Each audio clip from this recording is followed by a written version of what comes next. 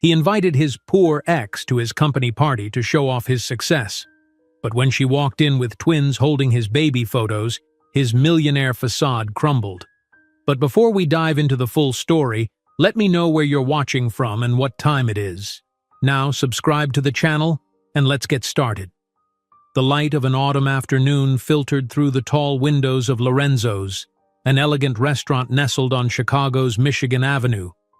Rebecca Johnson paused, tray balanced expertly on her palm, to admire how the sunlight caught the crystal glasses she had just polished.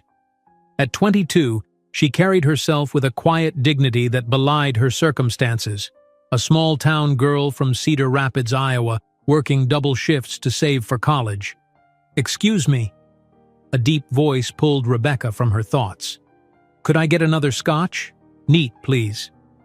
Rebecca turned, professional smile already in place, to face the man at table 7. Her smile faltered for just a moment as she took in his appearance: impeccably tailored suit, hair styled with casual precision, and a Rolex that probably cost more than her annual rent. "Of course, sir. Right away." As she moved toward the bar, Rebecca felt his eyes following her. It wasn't an unusual sensation. Attractive waitresses often attracted attention, but something about this particular gaze felt different, more appraising than appreciative. When she returned with his drink, he gestured to the empty chair across from him. "Join me for a moment?" Rebecca glanced around nervously. "I'm sorry, sir. I'm working." "Mark," he corrected, his confident smile suggesting he wasn't accustomed to hearing no. "Mark Reynolds, and I'm sure your manager would understand. I'm a very good tipper." As if to prove his point, he slid a $100 bill across the table. Rebecca hesitated, then placed his scotch down without taking the money. "Thank you, Mr. Reynolds, but I should get back to my other tables." His eyebrows rose slightly, a flicker of genuine interest crossing his features. "At least tell me your name." "Rebecca," she replied, her Midwestern politeness winning out. "Rebecca," he repeated, as though testing the feel of it. "I'll see you again, Rebecca." And he did. For the next 2 weeks, Mark Reynolds appeared at Lorenzo's almost daily, always requesting Rebecca's section, always leaving obscenely generous tips. On her 3rd day off, he sent flowers to the restaurant. By the end of the month, his persistence wore down her reservations. "1 drink," she finally agreed after her shift ended. Just 1. That night, Mark took her to the rooftop bar of the Hancock Tower. Chicago spread below them like a carpet of stars, Lake Michigan a vast darkness beyond. "I've never seen the city like this," Rebecca breathed, clutching her cocktail as the wind played with her hair. Mark watched her reaction with satisfaction. "There's a whole world out there, Rebecca. One I'd like to show you." Later, as she transferred the tips from her apron to her wallet, Rebecca set aside $200. The money order to her mother in Iowa would be larger this month. Since her father's death 3 years ago, her mother's arthritis had worsened, making work increasingly difficult. The extra money would help with medication. "Your mother's lucky to have you," Mark commented when she explained the money order. Rebecca shook her head. "I'm the lucky one. She gave up so much for me." Mark's fingers brushed hers as he took her glass to refill it. "And what are you giving up, Rebecca from Iowa?" She looked away, toward the glittering skyline. "Just time. Once I save enough for college, I'll be back on track." "What will you study? Business? Maybe marketing? I want to build something." Mark smiled. "I can help with that." 2 months into their relationship, Mark invited Rebecca to a charity gala at the Art Institute. She spent a week's salary on a dress that still looked inexpensive next to the designer gowns surrounding her. Mark kept his hand at the small of her back, guiding her through a world of old money and older names. "Everyone, this is Rebecca," he introduced her, his mouth close to her ear as he added, "my refreshing secret." Later, waiting for him outside the restrooms, Rebecca overheard 2 women talking. "Mark Reynolds' latest charity case," one laughed. He always finds these little provincial girls. They never last past the novelty phase. His father would have a stroke if he thought this one was serious, the other replied. The Reynolds name needs a strategic marriage, not some waitress from wherever. Rebecca felt her face burn, but when Mark returned, she said nothing. That night, in his penthouse overlooking the lake, he kissed away her doubts, whispering promises against her skin. She believed him because she needed to, because his world felt like an escape from years of struggle. By month 4, Rebecca had moved into a small but elegant apartment that Mark paid for, until you start classes. They spent weekends exploring Chicago's exclusive spots, weeknights tangled in expensive sheets. Rebecca's mother expressed concern about the relationship's speed, but Rebecca assured her everything was perfect. In January, Chicago froze under a bitter cold snap. Rebecca woke early, rushing to the bathroom as nausea overtook her for the 3rd morning in a row. Afterwards, she sat on the bathroom floor, counting days on her fingers again and again, hoping for a different result. The pregnancy test took 3 minutes to develop.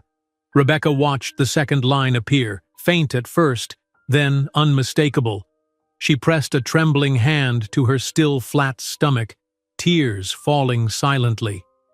That evening, she prepared Mark's favorite meal, setting the table with the care of someone arranging a life-changing moment. The bottle of wine remained unopened. When Mark arrived, he kissed her absently, his mind still on work. "You're quiet tonight," he remarked halfway through dinner. Rebecca set down her fork, gathering courage. "Mark, I need to tell you something." He looked up, his attention finally fully on her. "I'm pregnant." The silence that followed stretched like a chasm between them. Mark's expression froze, his fork suspended midway to his mouth. He slowly set it down, then ran his hands through his perfectly styled hair. "Pregnant," he repeated, as though testing an unfamiliar word. Then, unexpectedly, he laughed, a cold, sharp sound that made Rebecca flinch. "This wasn't part of the plan," he said finally. "I know we didn't plan this," Rebecca said quickly, reaching for his hand, "but we can make it work. There is no we, Rebecca." His voice had turned to ice, his eyes no longer seeing the woman he'd whispered promises to, but an inconvenience to be managed. "It was fun while it lasted, but I always knew this had an expiration date." Rebecca felt the room tilt around her. "What are you saying? I thought you loved me." "Love?" Mark's expression softened with something like pity. "You're sweet, Rebecca. That's what attracted me to you. But my father has plans for me, for the company. We need strategic alliances that only the right marriage can provide." He leaned forward, his voice gentler but no less final. "Did you really think a waitress from Iowa could become a Reynolds?" Each word landed like a physical blow. Rebecca's hands moved protectively to her stomach. "This is our child," she whispered. Mark's face hardened again. "My life is laid out, Rebecca. The Reynolds Enterprises is worth billions. My father expects me to marry someone who strengthens our position, not someone who serves drinks for a living." Rebecca began to cry, silent tears tracking down her cheeks. "Please, Mark, just think about it. We could—" The sound of his Italian leather wallet opening silenced her. Mark extracted several crisp bills, counting them before tossing them onto the kitchen table. $200, he said, adjusting his Rolex. "Get rid of the problem or forget you ever knew me." "It's our baby," Rebecca said, her voice barely audible. Mark stood, straightening his tie with practiced precision. "You'll never be enough for someone like me," he said, his tone almost conversational. "I'd rather lose millions than ruin my future with you and that bastard." The door slammed behind him with sickening finality. Through the window, Rebecca watched his silver Porsche disappear into the Chicago night, taking with it all the dreams she'd nurtured. The days that followed blurred together in a haze of desperation. Rebecca discovered the apartment lease had only 3 months remaining. Her few Chicago acquaintances, all friends of Mark's, stopped returning her calls. When she tried calling the Reynolds mansion, a cold voice informed her that further contact would be considered harassment. Her final attempt came 2 weeks after that night. Dressed in her best clothes, Rebecca went to the Reynolds Enterprises headquarters downtown. The security guards listened to her request to see Mark, their eyes communicating silently before one made a call. "Miss Johnson?" the guard said, returning. "Mr. Reynolds is in meetings all day." "I'll wait," Rebecca insisted, taking a seat in the lobby. An hour later, 2 security officers approached. "Miss Johnson, we need to escort you from the premises." As they guided her firmly toward the exit, one murmured, "He said you might show up. Do yourself a favor and give up." That afternoon, Rebecca sat in a different kind of waiting room, clutching her purse as the ultrasound technician spread gel across her abdomen. The screen flickered to life, the technician's expression changing from routine concentration to surprise. "Well, Miss Johnson," she said, turning the screen, "there's your baby, and there's your other baby." "Other baby?" Rebecca echoed. "2 heartbeats," the technician confirmed. "You're having twins." Rebecca's sob caught in her throat, not just fear now, but a fierce protective determination taking root. 2 lives depended on her. 2 lives Mark had discarded as a problem. In the months that followed, Rebecca worked herself to exhaustion. Mornings at the diner, evenings at a telemarketing center, weekends cleaning houses in wealthy neighborhoods. Every dollar saved, every humiliation swallowed as her growing body drew judgmental looks. The nadir came when she couldn't make rent. After packing her few belongings into her old Honda, Rebecca spent the night reclined in the driver's seat, her 6-month pregnant belly pressed uncomfortably against the steering wheel. Rain pattered on the roof as she stared into the darkness, wondering how everything had gone so wrong. "I promise you both," she whispered, hands cradling her stomach. "You'll never know the humiliation I felt when your father threw us away like garbage. You'll never need him because I'll be everything you need. And someday, he'll see exactly what he lost." On that cold Chicago night, as Rebecca cried herself to sleep in her car, her hand protectively covering her unborn twins, she couldn't possibly imagine that 15 years later she would be commanding a billion-dollar empire, looking into the eyes of the man who had once deemed her insufficient. The rain intensified as Rebecca curled uncomfortably in the driver's seat, her hands protectively cradling her swollen belly. Sleep came in fitful bursts, interrupted by the cramping in her legs and the persistent chill that the car's broken heater couldn't dispel. When morning finally broke, gray and unwelcoming, Rebecca's face reflected in the rearview mirror told the story of her desperation, dark circles under puffy eyes, hair limp with grease, hope fading fast. A sharp rap on the window startled her awake.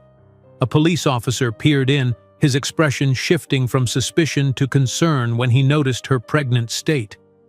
"Ma'am, everything okay in there?" Rebecca forced a smile, maternal instinct already teaching her to hide her suffering. "Yes, officer.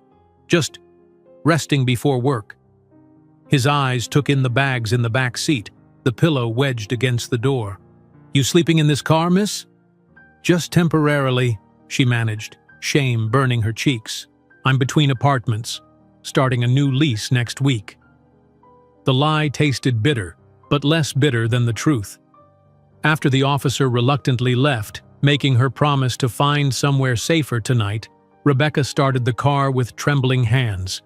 The dashboard clock read 6:15, enough time to wash up in a gas station bathroom before her breakfast shift at the diner. Later that morning, Rebecca stood before the payphone outside the diner, quarter in hand, rehearsing what to say. 3 rings, then a familiar voice. "Mark Reynolds' office. This is Rebecca Johnson. I need to speak with Mark, please." She fought to keep her voice steady. A pause. "I'm sorry, Ms. Johnson, but Mr. Reynolds has instructed—" "Please," Rebecca interrupted, desperation breaking through.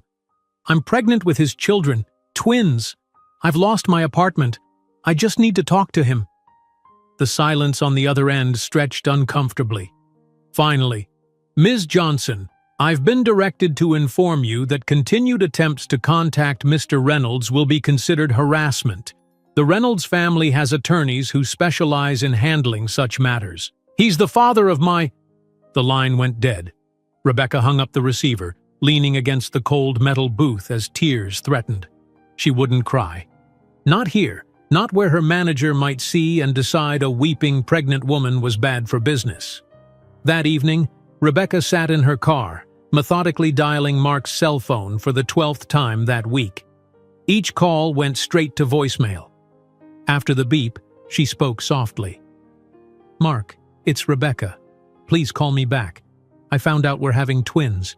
I'm not asking for us to be together if you don't want that, but these are your children. Her voice broke. "I had to sleep in my car last night. Please just call me." She deleted the message before sending it. What was the point? She'd tried variations of this plea for 2 weeks with no response. The next morning brought new humiliation. Rebecca sat across from a middle-aged property manager, his eyes repeatedly dropping to her visible pregnancy before returning to her rental application. "Your income," he trailed off, frowning. 3 part-time jobs, no benefits, and... He gestured vaguely toward her stomach.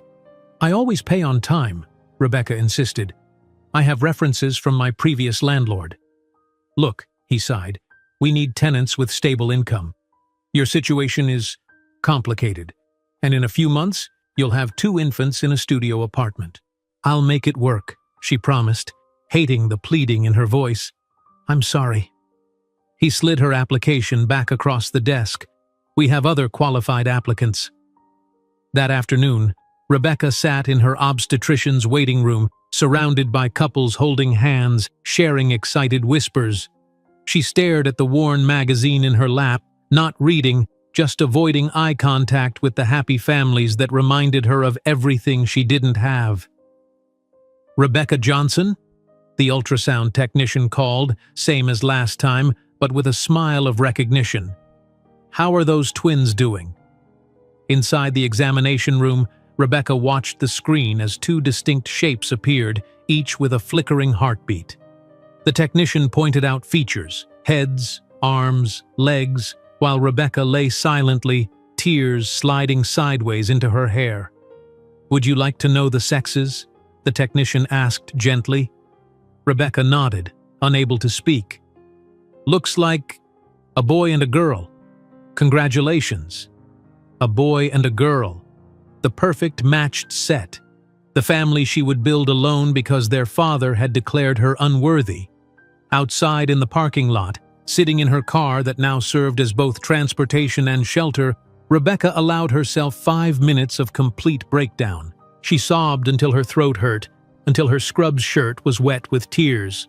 Then, with mechanical precision, she wiped her face, reapplied minimal makeup, and drove to her evening telemarketing shift. "Hello, my name is Rebecca, calling from Midwest Insurance Solutions. Do you have a moment to discuss your coverage options?"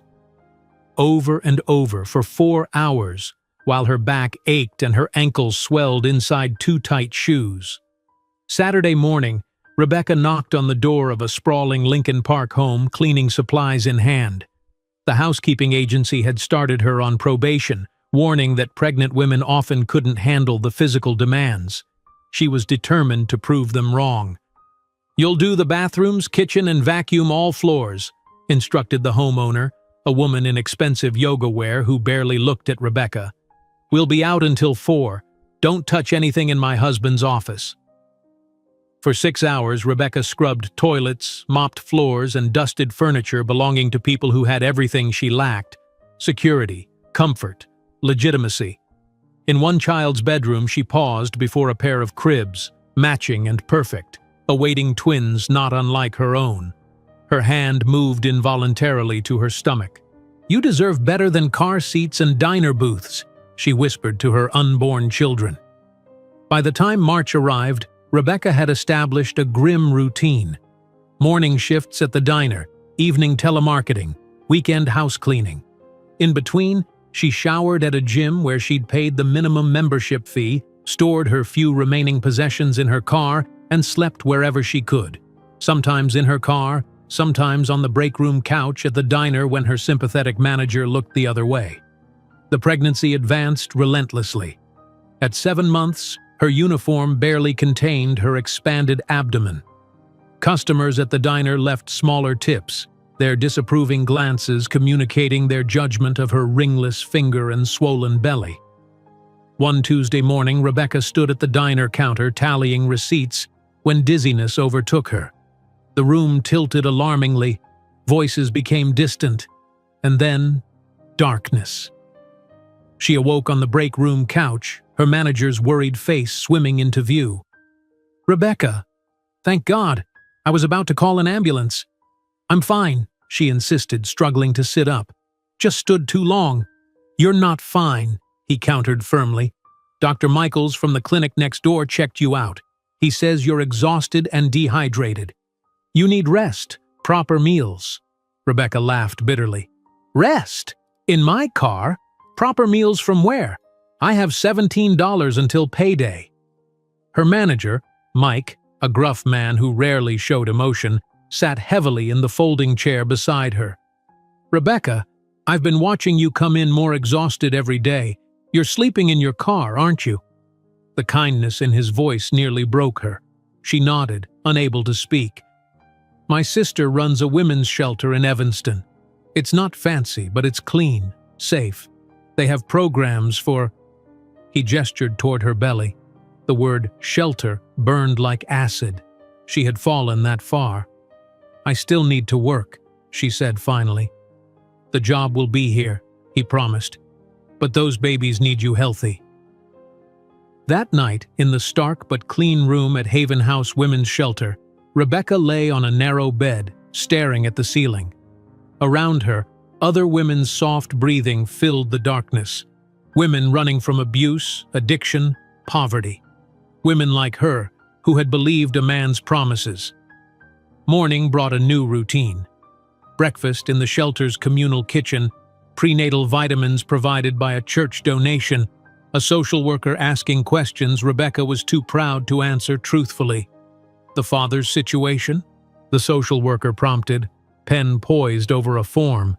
"Not involved," Rebecca replied flatly. "Have you pursued child support?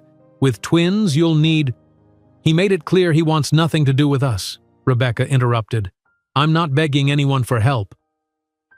The social worker looked up, her expression softening. "It's not begging, Rebecca. It's holding someone accountable for their responsibilities." "You don't understand," Rebecca said quietly.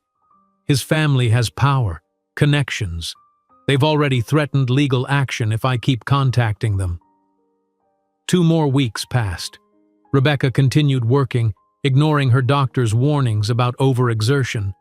Each night she returned to the shelter, increasingly grateful for the safety it provided, but determined it would be temporary. Her children would not grow up in institutional care. On a windy April morning, Rebecca trudged up the steps of a particularly opulent Lakeshore Drive mansion. The housekeeping agency had assigned her a new client, warning that Mrs. Knight was particular but paid exceptionally well. Every dollar mattered now. The elegant white-haired woman who answered the door assessed Rebecca with sharp blue eyes, lingering on her advanced pregnancy. "You're the replacement cleaner?" she asked, voice crisp but not unkind. "Yes, ma'am. Rebecca Johnson." Mrs. Knight led her through rooms of understated luxury, antique furniture, original artwork, shelves of leather-bound books. "Kitchen, bathrooms, floors," she instructed. "Don't worry about the upper level today." Rebecca worked methodically, grateful that Mrs. Knight retreated to her study instead of hovering like some clients. In the kitchen, she found herself polishing an already immaculate floor, the scent of lemon cleaner mixing with sudden nausea. She gripped the counter as spots danced before her eyes. Not here, she thought desperately. Not at this job. The room tilted sideways. The last thing Rebecca registered was the cold tile rushing up to meet her and the distant sound of breaking glass. She awoke to the sensation of something cool against her forehead. Mrs. Knight sat beside her on a sofa, pressing a damp cloth to Rebecca's face. "Welcome back," the older woman said calmly. "Don't try to sit up just yet." Rebecca's mortification was complete. "I'm so sorry. The agency will send someone else. I'll pay for anything I broke." "Hush," Mrs. Knight interrupted. "The only thing that broke was an easily replaceable water glass. What isn't replaceable is you, or those babies you're carrying." Tears of exhaustion and shame welled in Rebecca's eyes. "I need this job." "What you need," Mrs. Knight said firmly, "is tea, a proper meal, and to tell me why a young woman in your condition is pushing herself to the brink of collapse." Perhaps it was the genuine concern in the woman's voice, so different from the clinical sympathy of shelter workers or the awkward pity of her diner manager.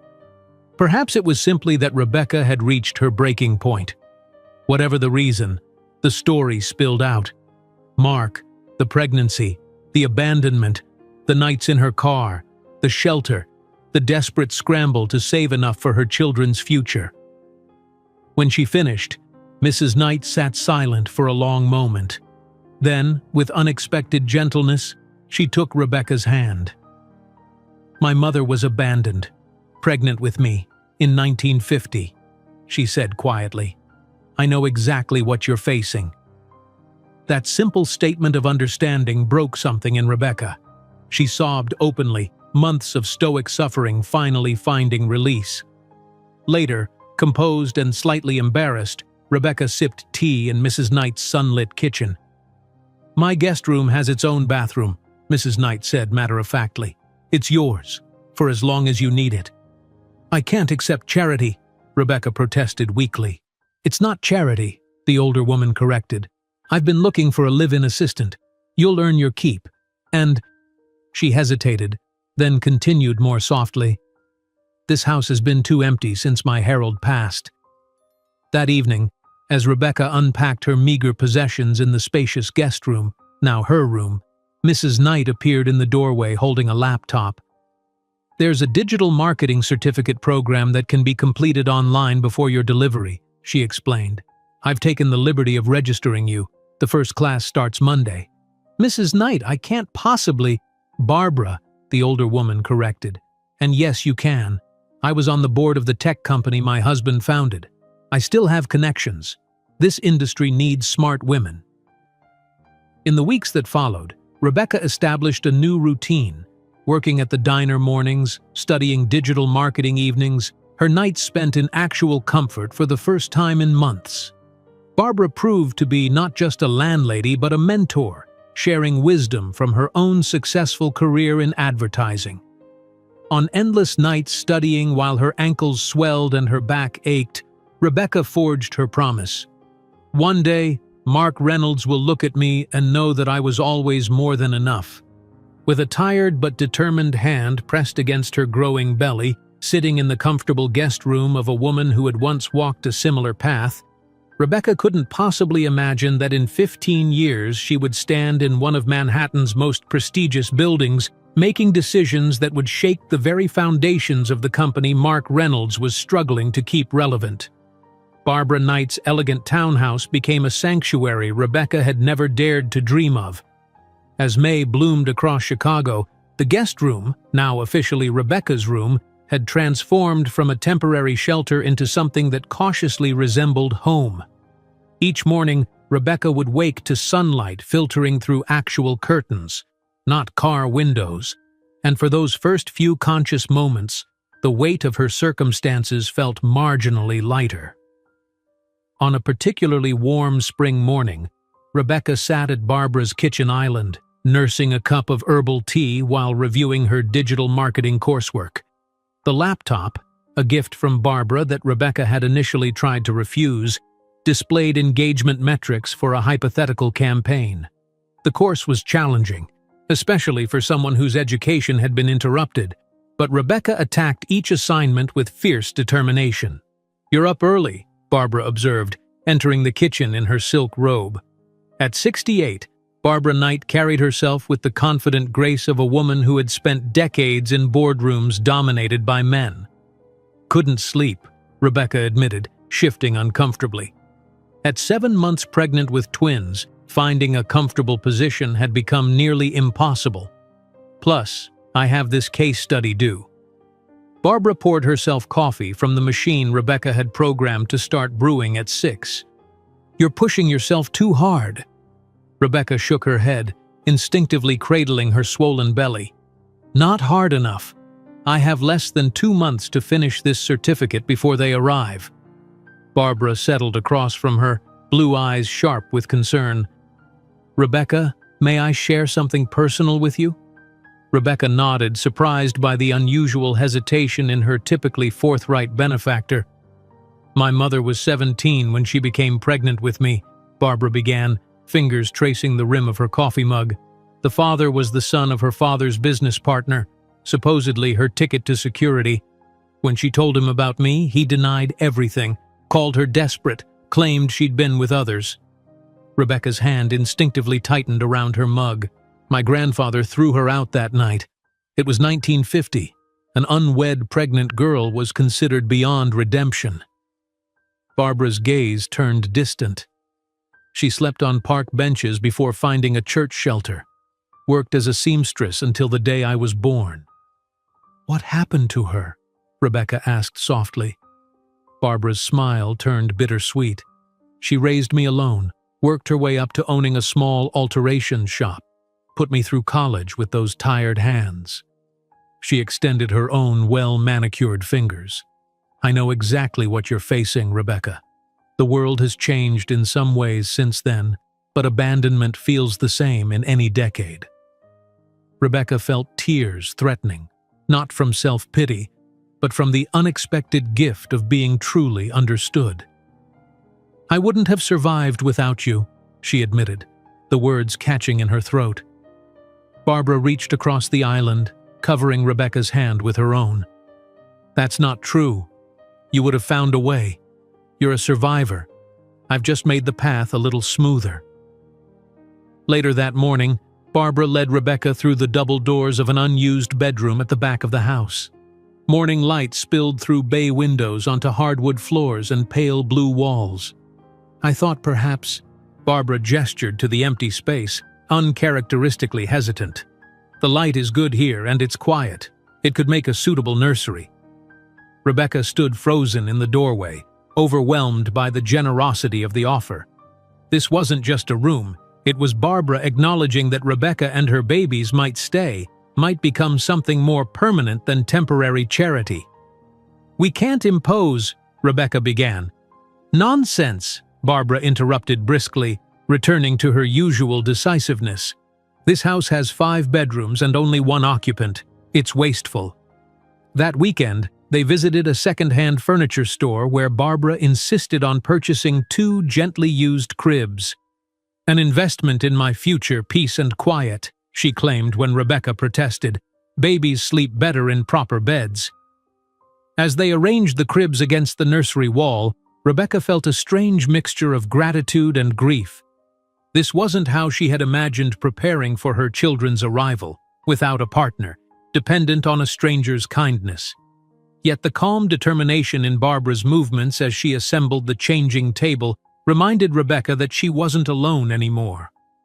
"Yellow," Barbara decided, studying the walls. "Not pink or blue. Too predictable. Yellow is cheerful, gender-neutral."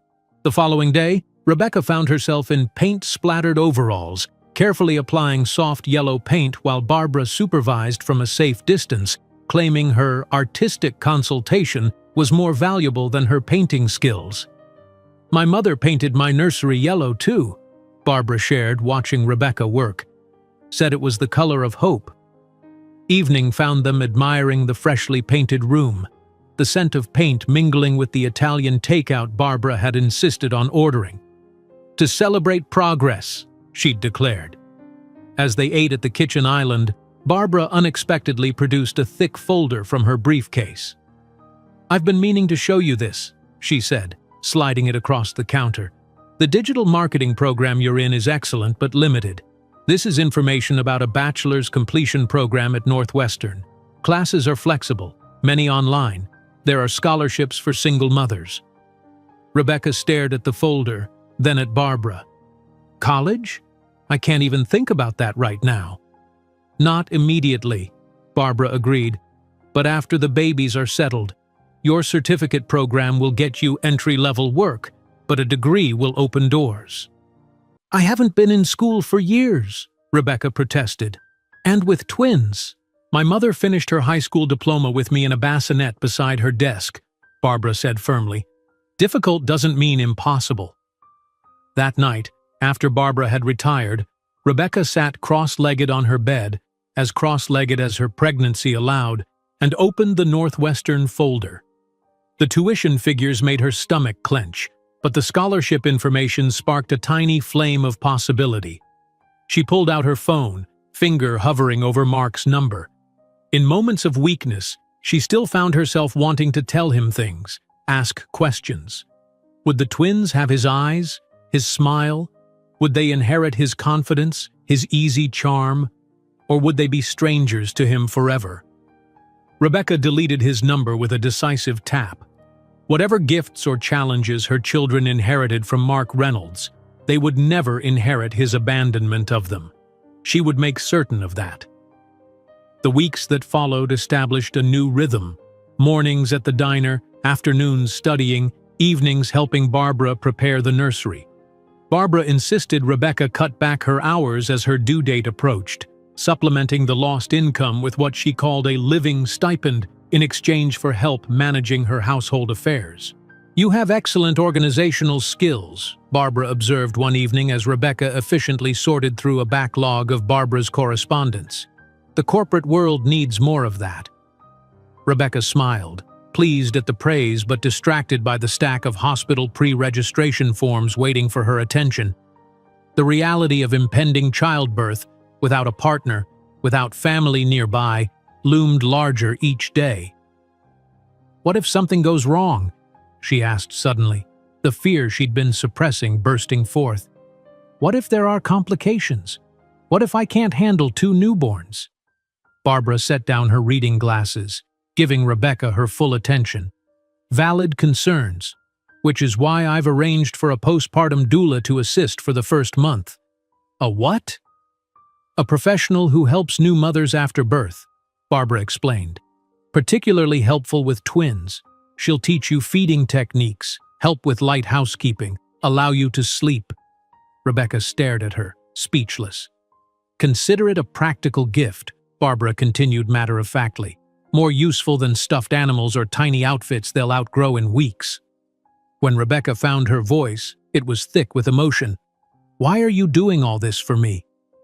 Barbara was silent for a long moment. "Because someone should have done it for my mother," she said finally. "Because breaking cycles matters. And because—" She hesitated, uncharacteristically vulnerable.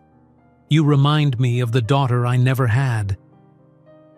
The admission hung in the air between them, unexpected and profound. Late June brought heat that made Rebecca's swollen ankles throb and her back ache constantly.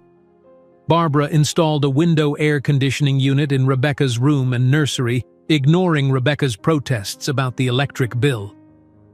"Heat is dangerous for pregnant women," Barbara declared. "Consider it a medical necessity."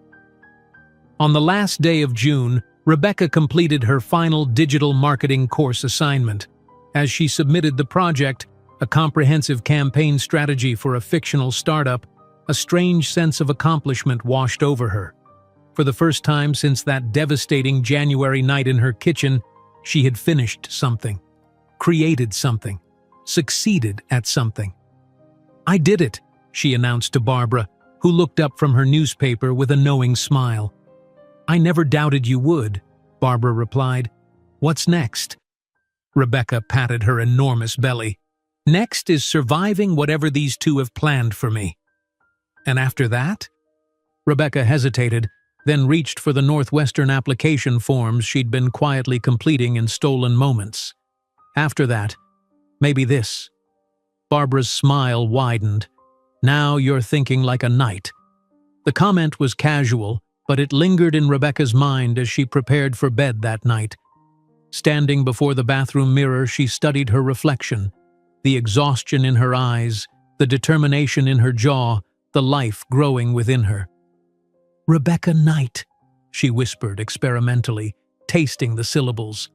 Her own surname had never felt particularly meaningful, common, unmemorable. But Knight? There was strength in it, purpose. In the quiet of her room, Rebecca opened her laptop one more time, navigating to a document she'd been crafting in private moments. The title read, "5-Year Plan." Below it, bullet points outlined steps toward independence, certificate completion, part-time work while babies are small, degree program enrollment, career goals. At the bottom, she'd written, "One day, Mark Reynolds will look at me and know that I was always more than enough." She stared at the words, thinking of Barbara's mother, of Barbara herself, of the babies who would soon arrive. Then, with deliberate keystrokes, she added a new line. "But by then, his opinion won't matter anymore." Sitting in her comfortable room in Barbara Knight's elegant home, laptop glowing in the darkness, Rebecca couldn't possibly imagine that in 15 years she would stand in one of Manhattan's most prestigious buildings, making decisions that would shake the very foundations of the company Mark Reynolds was struggling to keep relevant. Rebecca's promise glowed on the screen in the darkness of her room, a digital oath that would shape the next 15 years of her life. She closed the laptop, one hand resting protectively over her swollen belly as the twins shifted restlessly within. Tomorrow would bring new challenges, but tonight, she allowed herself the luxury of hope. The first contraction hit 3 days later, as Rebecca helped Barbara organize her filing cabinet. A sudden, gripping pain that made her gasp and clutch the edge of the desk. "Just Braxton Hicks," she insisted, though her knuckles whitened with the force of her grip. Barbara raised a skeptical eyebrow but said nothing. 2 hours later, as they sat down for lunch, Rebecca's water broke. "I suppose those weren't Braxton Hicks after all," she admitted, looking down at the puddle forming beneath her chair with a mixture of embarrassment and terror. Barbara sprang into action with military precision, grabbing the pre-packed hospital bag, calling the doctor, and guiding Rebecca to the car. Her calm efficiency anchored Rebecca as the reality of imminent motherhood crashed over her like a tidal wave. "I can't do this," Rebecca whispered as another contraction gripped her on the drive to Northwestern Memorial Hospital. The August heat pressed against the car windows, making the air inside feel thick and oppressive despite the air conditioning. Barbara's hand found hers across the console. "You already are doing it." The next 36 hours blurred into a haze of pain, exhaustion, and fear. Rebecca's labor progressed slowly, her body struggling to deliver 2 babies instead of 1. The contractions built like ocean waves, each one stronger than the last, until Rebecca felt she might be swept away entirely. "I can't," she repeated during a particularly brutal contraction, sweat plastering her hair to her forehead. "I'm not strong enough." Barbara, who hadn't left her side except when medical staff insisted, gripped her hand tightly. "You are stronger than you know, Rebecca. You've already survived the impossible." In the brief respites between contractions, Rebecca found her thoughts drifting to Mark. In her original daydreams of this moment, he had been there, holding her hand, whispering encouragement. The reality, Barbara's steady presence, nurses' clinical efficiency, and Mark's complete absence, was a stark reminder of how thoroughly her life had diverged from those dreams. After 34 hours, the doctor's concern grew visible. "The babies are showing signs of distress," she explained gently. "We need to consider a C-section." Fear clawed at Rebecca's throat. Surgery meant longer recovery, more difficulties caring for newborns, more dependency. But the monitor's irregular beeping left no room for debate. "Do it," she agreed, tears sliding from the corners of her eyes. "Just make sure they're safe." The operating room was blindingly bright and cold. Rebecca shivered on the table as the anesthesiologist explained the spinal block procedure. Barbara, now dressed in scrubs and a surgical mask, sat by Rebecca's head, her eyes above the mask radiating calm certainty. "You're not alone," she reminded Rebecca as the doctors worked behind the blue surgical drape. "I'm right here." At 3:17 in the morning on August 12th, Emily Grace Johnson entered the world with a furious cry that filled the operating room. 3 minutes later, her brother Ethan James Johnson followed, his wail slightly softer but equally indignant. "Twins," announced the doctor, holding up the first tiny, vernix-covered infant for Rebecca to glimpse before whisking her away for cleaning. "A girl and a boy. Perfect." Rebecca's tears flowed freely as the nurses brought her cleaned and swaddled babies, placing them carefully in her arms for their first proper meeting. Through blurry vision, she studied their tiny faces. Emily with a dusting of dark hair, Ethan nearly bald but for a few blonde wisps. When Emily opened her eyes, Rebecca's breath caught. Even through the newborn cloudiness, the striking blue was unmistakable. Mark's eyes staring back at her from their daughter's face. "They're beautiful," Barbara whispered, her own eyes suspiciously bright. Rebecca nodded, unable to speak past the lump in her throat. In that moment, despite the surgery pain, despite the months of abandonment and struggle, despite the uncertain future, she felt a love so fierce it nearly overwhelmed her. Later, alone in her hospital room with the twins sleeping in clear bassinets beside her bed, Rebecca made her whispered promise. "You'll never know the humiliation I felt when your father threw us away like garbage. You'll never need him, because I'll be everything you need. And someday, he'll see what he lost." The reality of twin newborns hit like a freight train. Rebecca's carefully structured days dissolved into a chaotic blur of feedings, diaper changes, and stolen moments of sleep. The postpartum doula Barbara had hired proved invaluable, teaching Rebecca how to tandem breastfeed, how to soothe one baby while changing the other, how to function on fragments of rest. Feed one, the other wakes up. Change that one, the first needs burping. Put them both down, they tag team crying, Rebecca explained to Barbara one morning, dark circles underscoring her eyes as she mechanically ate the breakfast Barbara had prepared. "Sounds like excellent preparation for corporate negotiations," Barbara observed dryly. "They're teaching you persistence." Despite the exhaustion, Rebecca clung to her digital marketing studies. While the twins napped, those precious, unpredictable windows of quiet, she would grab her laptop, completing readings or watching lectures with the volume low. Often she fell asleep mid-paragraph, waking to a baby's cry and the imprint of keyboard keys on her cheek. One night, particularly desperate for adult interaction, Rebecca found herself typing an email to Mark.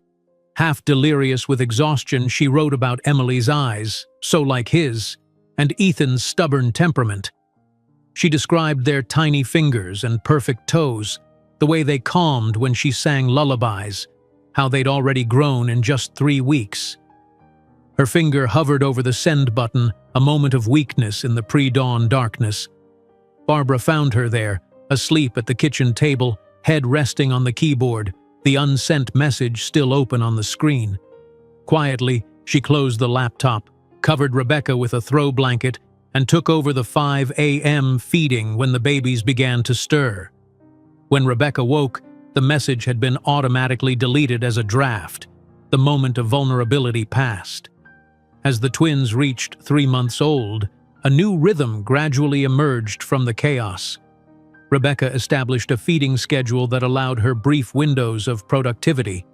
The digital marketing certificate program, which had granted her an extension due to her exceptional circumstances, was nearing completion.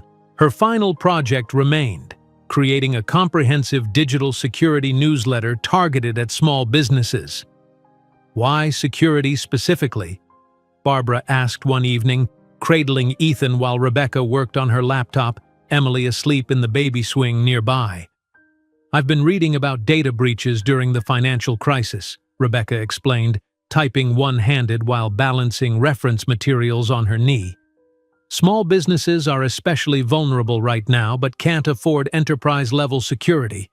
There's a gap in the market, affordable, understandable security advice." Barbara nodded approvingly.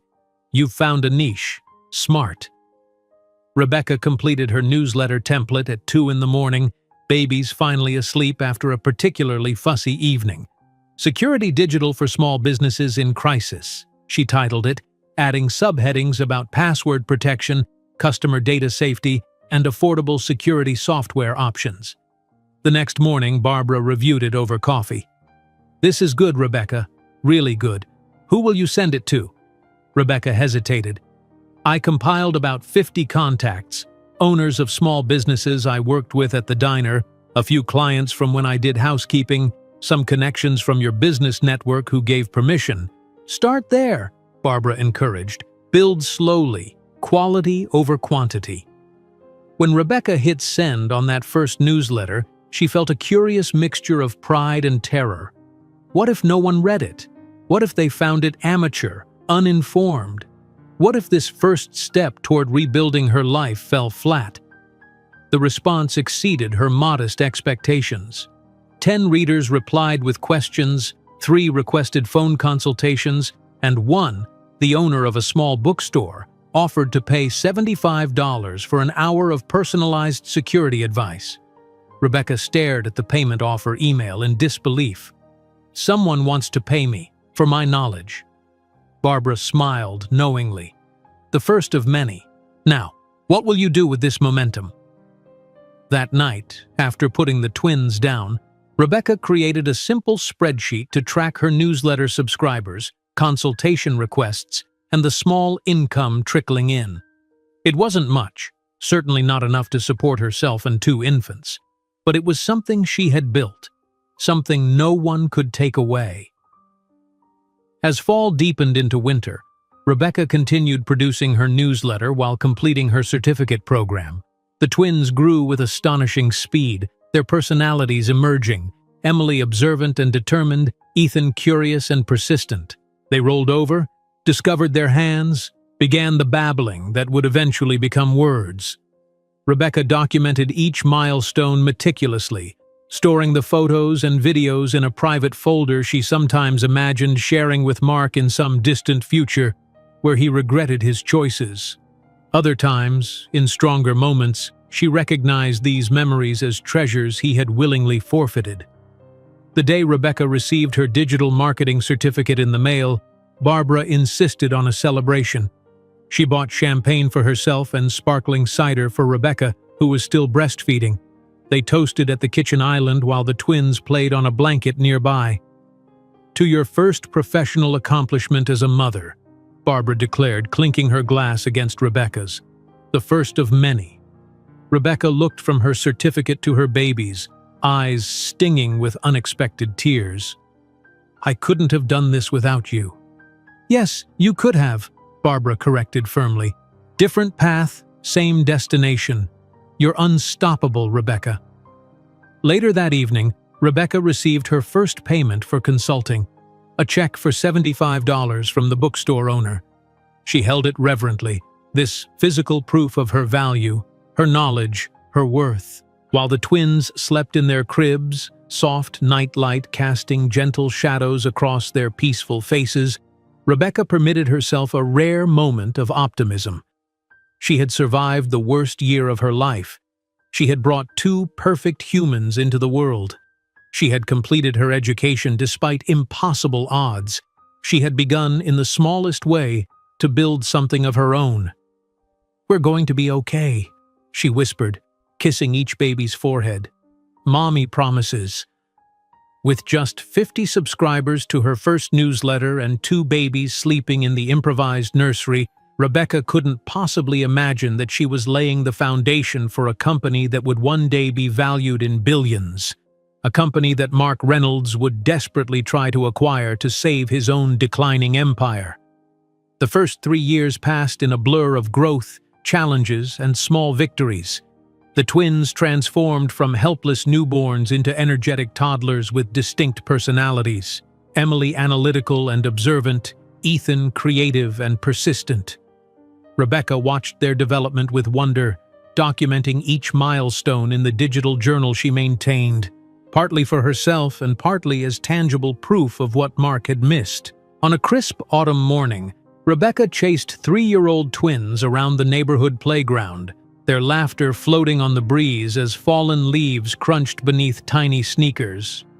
"Emily, sweetie, your shoes!" Rebecca called, spotting the undone laces on her daughter's left foot. "Let's fix those before your interview." Emily scrunched her nose, reluctantly abandoning the slide to let her mother retie her shoes. "It's not my interview, Mommy. It's yours." Rebecca smiled, smoothing Emily's dark hair, so like her own. "You're right, but they'll meet you too, and I want everyone to see what a beautiful, smart girl you are." Ethan came barreling toward them, face flushed with exertion. "Mom, I went down the big slide all by myself." "That's wonderful, buddy," Rebecca praised, quickly checking her watch. "We should head home now. I need to change before we meet Ms. Peterson." The walk back to Barbara's townhouse took longer than usual, with Ethan stopping to examine every interesting leaf and Emily asking questions about the interview. By the time they arrived, Rebecca had precious little time to transform from playground mom to professional consultant. As she changed into her one professional outfit, a navy skirt suit purchased second-hand but carefully tailored, Emily appeared at her bedroom doorway. "Mommy?" she asked, her small face suddenly serious. "Zachary at preschool said everyone has a daddy. Where's our daddy?" The question Rebecca had been dreading since the twins began speaking hung in the air between them. She had prepared for this moment, rehearsed her answer, but the reality of those innocent blue eyes, Mark's eyes, waiting for an explanation made her throat tighten. Taking a deep breath, Rebecca sat on the edge of her bed and gestured for Emily to join her. Ethan, sensing an important conversation, appeared in the doorway and climbed up beside his sister. "Some children have a mommy and a daddy who live together," Rebecca began carefully. "Others have 2 mommies or 2 daddies.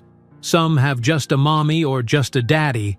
Families look different, but they're all special." "But where is our daddy?"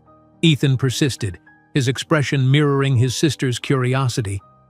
Rebecca stroked his fine blonde hair, so unlike her own dark waves. "Your daddy wasn't ready to be a father when you were born. Some people aren't ready for the big responsibility of being a parent." "Doesn't he want to meet us?" Emily's question cut straight to Rebecca's heart. "You have me and Grandma Barbara," Rebecca redirected gently. "We love you more than anything in the world. And someday, when you're older, I'll tell you more about your father." The twins seemed to accept this explanation, distracted by Barbara's announcement that she'd made their favorite snack. As they raced toward the kitchen, Rebecca exhaled slowly, knowing this conversation was just the first of many difficult ones to come. Later that evening, after Barbara had taken the twins to their swim lesson, Rebecca sat at her small desk in the corner of her bedroom, her laptop glowing in the dimness. Her newsletter, now with over 5,000 subscribers, had become a respected source of security information for small businesses navigating the treacherous economic waters of the recession. Her eyes burned with fatigue as she scanned news reports, searching for potential security threats to warn her clients about. A pattern caught her attention: unusual activity on financial websites that matched indicators from previous attacks. Following her instinct, she began drafting an urgent alert to her subscribers, detailing protective measures they should take immediately. By the time Barbara returned with the twins, Rebecca had sent the warning to all 5,000 subscribers, recommending specific actions to secure their systems before the weekend. She closed her laptop with a satisfied sigh, turning her attention to bedtime stories and goodnight kisses. Rebecca's phone began ringing at 6 the next morning. Groggy from a night interrupted by Ethan's bad dream, she fumbled for the device on her nightstand. "Hello?" she answered, voice thick with sleep. "Rebecca Johnson? This is Alan Morris from Morris Hardware.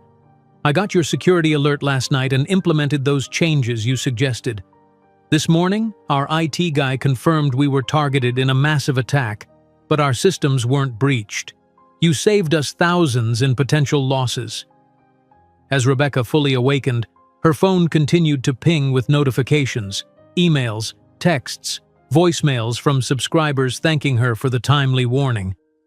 By 8 o'clock, she had received over 100 messages, all expressing gratitude for her foresight.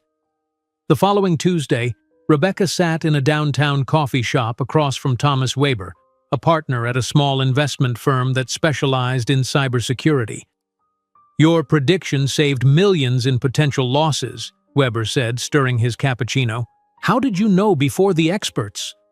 Rebecca shrugged modestly. "I noticed patterns in recent activities that matched historical attacks. The financial sector has specific vulnerabilities during quarter-end processing." Weber nodded, impressed. "That's exactly the kind of intuition we need at our firm. We're looking for someone to head our client security division. Starting salary $85,000, full benefits, flexible schedule." The figure made Rebecca's heart skip.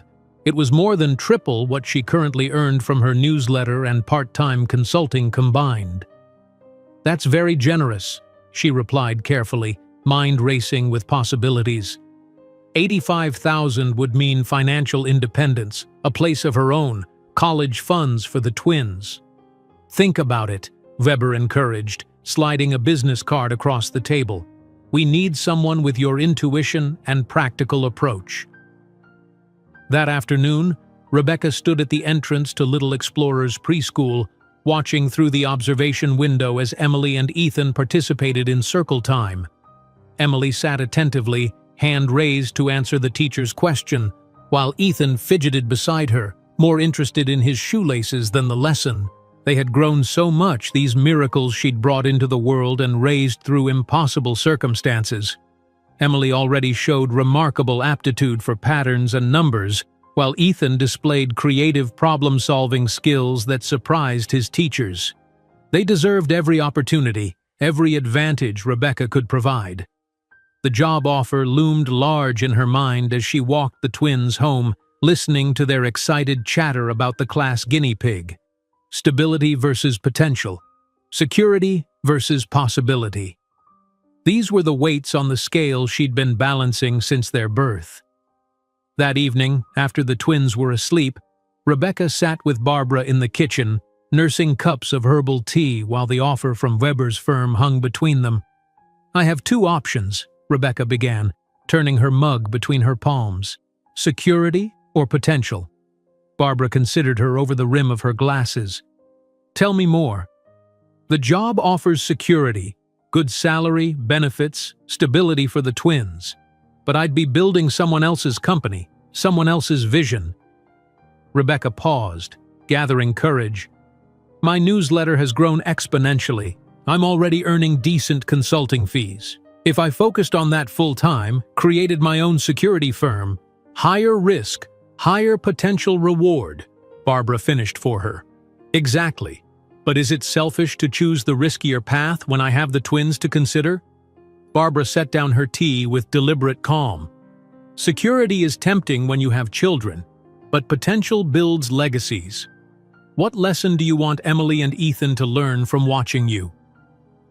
The question lingered in Rebecca's mind as she prepared for bed that night, weighing the practical against the possible. By morning, her decision was made. "Mr. Weber, Rebecca Johnson, I appreciate your generous offer, but I've decided to pursue my own venture. I believe I can create something larger than a single position." After ending the call, Rebecca opened her laptop and navigated to the Illinois Business Registration website. In the company name field, she typed Knight Digital Security, a smile playing at her lips as she honored the woman who had made this moment possible. 2 weeks later, Rebecca stood in a small, sparsely furnished office space she'd rented in a modest building on Chicago's West Side. The rent was manageable, the location accessible by public transport, and most importantly, it gave her business a physical presence beyond Barbara's guest room. Rebecca placed framed photos of the twins on the desk, Emily missing her front tooth, Ethan with chocolate ice cream smeared across his grin. Next to her computer, she positioned the framed certificate from her digital marketing program, a tangible reminder of her first professional achievement as a mother. She stood at the window, gazing toward the distant silhouette of downtown Chicago. Somewhere in one of those gleaming towers, Mark Reynolds continued his privileged existence, unaware that the woman he'd discarded as insufficient was building something from nothing, creating a future for the children he'd rejected. "Knight Digital Security," Rebecca whispered to the empty office, testing the sound of it. Not Johnson, not Reynolds, Knight. A new identity forged through adversity, shaped by determination. Her phone chimed with a calendar alert, time to pick up the twins from preschool. Rebecca gathered her belongings, taking one last look around the modest space that represented her leap of faith. As she locked the office door behind her, Rebecca felt a curious lightness. The path ahead was uncertain, challenging, potentially treacherous. But for the first time since that devastating night in her kitchen when Mark had declared her insufficient, Rebecca felt truly, completely in control of her destiny. Sitting in her tiny office, observing Manhattan through the window, Rebecca didn't know that in less than a decade she would be in one of the most prestigious skyscrapers in the city, making decisions that would shake the foundations of the company that Mark Reynolds was struggling to keep relevant. Rebecca's tiny office gradually transformed over the 5 years that followed her leap of faith. What began as a sparse room with a second-hand desk evolved into a proper business headquarters with 6 employees, state-of-the-art equipment, and a reputation that spread far beyond Chicago's business community. Knight Digital Security had become a respected name in cybersecurity consulting, with clients ranging from local restaurants to regional banks. On a bright Tuesday morning, Rebecca sat at her expansive desk, reviewing quarterly projections when her office door burst open without warning. Emily, now 8 years old, rushed in waving a math test triumphantly. "Mom, look, A+ on the advanced fractions test." Her daughter's blue eyes, so eerily like Mark's, sparkled with pride as she thrust the paper forward. Rebecca's irritation at the interruption melted instantly. She was in the middle of a crucial video conference with potential investors, but some moments couldn't wait. "That's wonderful, sweetie. I'm so proud of you," she beamed, angling the paper toward her laptop camera. "Sorry for the interruption, gentlemen. My daughter just aced her advanced math test." Rather than appearing annoyed, the 3 men on the screen smiled appreciatively. "Family first," commented the silver-haired investor from Boston. "As I was saying, Ms. Knight, your security protocols identified vulnerabilities our internal team missed entirely." Rebecca smoothly redirected her attention to the screen while Emily quietly slipped into the corner chair, drawing in her notebook as she often did when visiting her mother's office after school. "As I was explaining, gentlemen, your firewall configurations have significant gaps. Your customer data is particularly vulnerable during cloud synchronization." The meeting concluded with tentative agreements for a comprehensive security overhaul. As the investors signed off, Rebecca turned to her daughter, who had been waiting patiently. "Where's your brother?"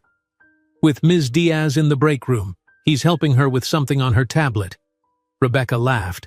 At 8, Ethan already demonstrated an intuitive understanding of technology that amazed the adults around him. "Of course he is. Ready to head home? I just need to finish a few things first."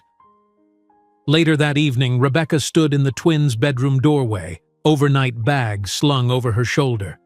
"Remember, I have to fly to Boston tomorrow for 3 days. Grandma Barbara will stay with you, and Mrs. Torres will drive you to school."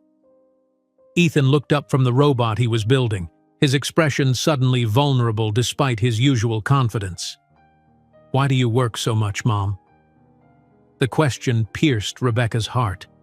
Despite her efforts to balance career and motherhood, the demands of growing her company often pulled her away from the twins. Business trips had become more frequent as Knight Digital Security expanded beyond Chicago. Rebecca set down her bag and sat on the edge of Ethan's bed. "I'm building something that will last, sweetheart. Something for our future." "But we miss you," Emily added from her desk across the room, where she had been solving math problems well beyond her grade level. Rebecca pulled both children into a tight hug. "I miss you too. So much. But what I'm building now will give us security forever.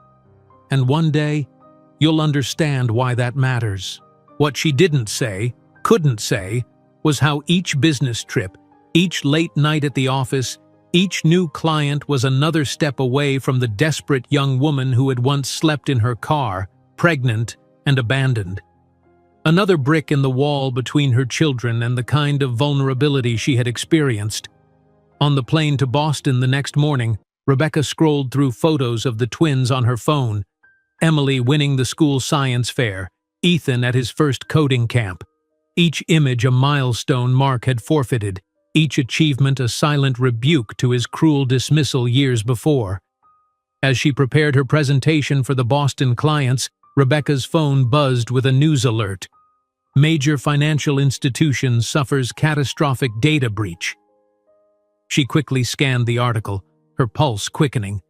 This was exactly the type of attack she had warned several financial clients about 3 months earlier, a sophisticated intrusion through seemingly innocuous third-party software updates.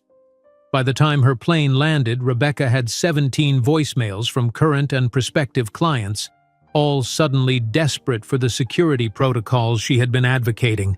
Knight Digital Security's warning, initially dismissed by many as excessively cautious, now seemed prophetic.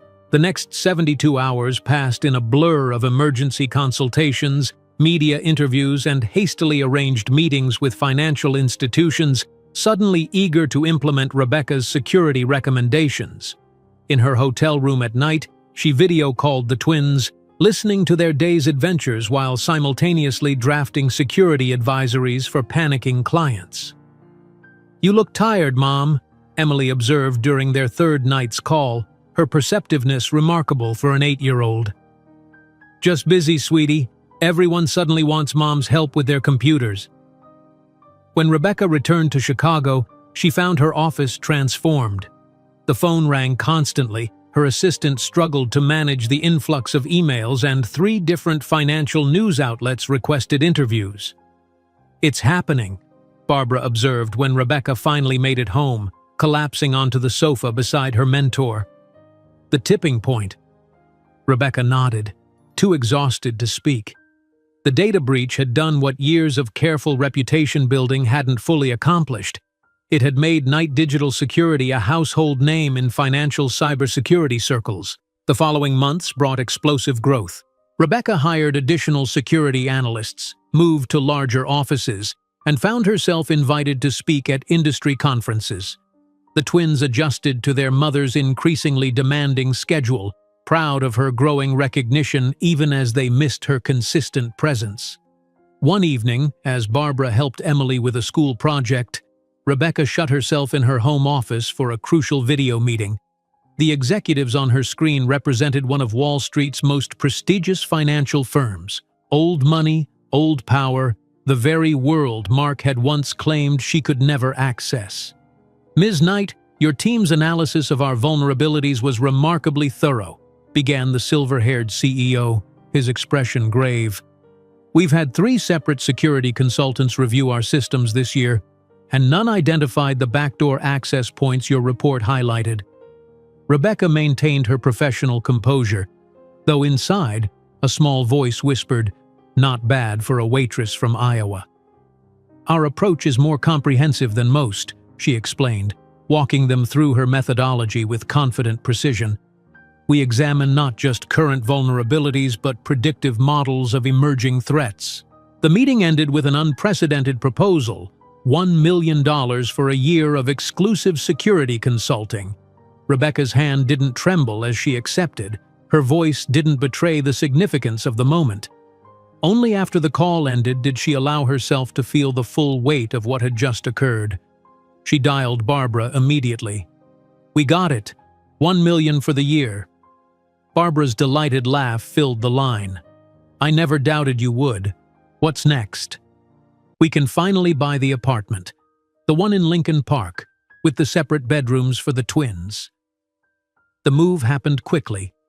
After 5 years in Barbara's townhouse, Rebecca and the twins relocated to a spacious apartment in one of Chicago's most desirable neighborhoods. Barbara joined them, her own health beginning to require more support, completing their unconventional but loving family unit. The twins ran through the new apartment, exclaiming over their individual bedrooms after sharing a space for 8 years. "Can I paint mine blue?" Ethan asked, already planning where his growing collection of electronics would go. "Can we finally get a dog?" Emily added, seizing the moment of transition to revive her long-standing request. Rebecca laughed, feeling a weight lift from her shoulders. For the first time, she could say yes without calculating the financial implications, without wondering if every dollar should be saved instead for emergencies. Yes to the Blue Room, and yes, we can talk about a dog now. 2 weeks after moving into the new apartment, Rebecca stood at the entrance of Knight Digital Security's new corporate headquarters, an entire floor in a prestigious downtown building with views of Lake Michigan. Her growing team of 20 employees gathered for her welcome speech, eager to hear the founder's vision for their expanding company. "5 years ago, I started this company with 50 newsletter subscribers and a borrowed laptop," Rebecca began, surveying the bright, modern office space around her. "Today, we protect the data of over 200 businesses, from local shops to multinational corporations. But our mission remains the same: to provide security solutions that are accessible, effective, and forward-thinking." Later that evening, Barbara watched proudly as Rebecca gave an interview to a financial news channel from their home. "The next major cyber threat won't come from where everyone is looking," Rebecca explained to the interviewer, her poise and expertise evident. "It will exploit the intersection between cloud services and mobile access points. That's where we're focusing our protective strategies." After the interview, Rebecca found herself too wired to sleep despite the exhaustion that had become her constant companion. She made her way to the kitchen for herbal tea, pausing to check on the twins before settling on the sofa with her laptop. As the city lights twinkled through the windows of their new home, Rebecca reviewed security protocols for her newest client, making notes until her eyes grew heavy. Eventually, she drifted off on the sofa, her laptop still open beside her, screen illuminating her peaceful expression against the backdrop of Chicago's skyline. The little girl who had once been told she would never be enough now commanded the attention of corporate boardrooms. The abandoned pregnant woman who had slept in her car now owned prime real estate and employed dozens. The struggling single mother had become a respected expert courted by prestigious firms. As Rebecca slept on the sofa of her luxury apartment, she couldn't know that in just 2 years, Knight Innovations would be valued at $200 million, or that the man who had discarded her as insufficient would watch her meteoric rise with growing desperation as his own company crumbled. As Rebecca slept on the sofa of her luxury apartment, a gentle dawn began to break over Chicago's skyline. 5 years had transformed not just her circumstances, but Rebecca herself. The desperate young woman who had once been deemed insufficient by Mark Reynolds had become a force in the business world, her name increasingly recognized in corporate circles that had once seemed impenetrably exclusive. Now, 7 years later, Rebecca stood on another threshold of transformation. The twins had just celebrated their 12th birthday with a party that would have been unimaginable in those early days, a science-themed extravaganza at Chicago's Museum of Science and Industry, complete with personalized experiments for each guest and a cake designed to look like the periodic table at Emily's request. "Are you ready for this?" Barbara asked, straightening Rebecca's jacket as they prepared to leave for the New York Stock Exchange. At 68, Barbara remained a steady presence, though recent heart issues had slowed her slightly. Rebecca inhaled deeply, smoothing her hand over the tailored Armani suit she'd purchased specifically for this day. "As ready as I'll ever be." The rebranded Knight Innovations was opening on the stock market that morning, an initial public offering that analysts predicted would value the company at upwards of $200 million. The security firm that had begun with 50 newsletter subscribers had expanded into comprehensive digital protection, specialized software development, and now employed over 200 people across 3 offices. "Mom, is my tie straight?" Ethan appeared in the doorway, fiddling with the blue silk knotted at his throat.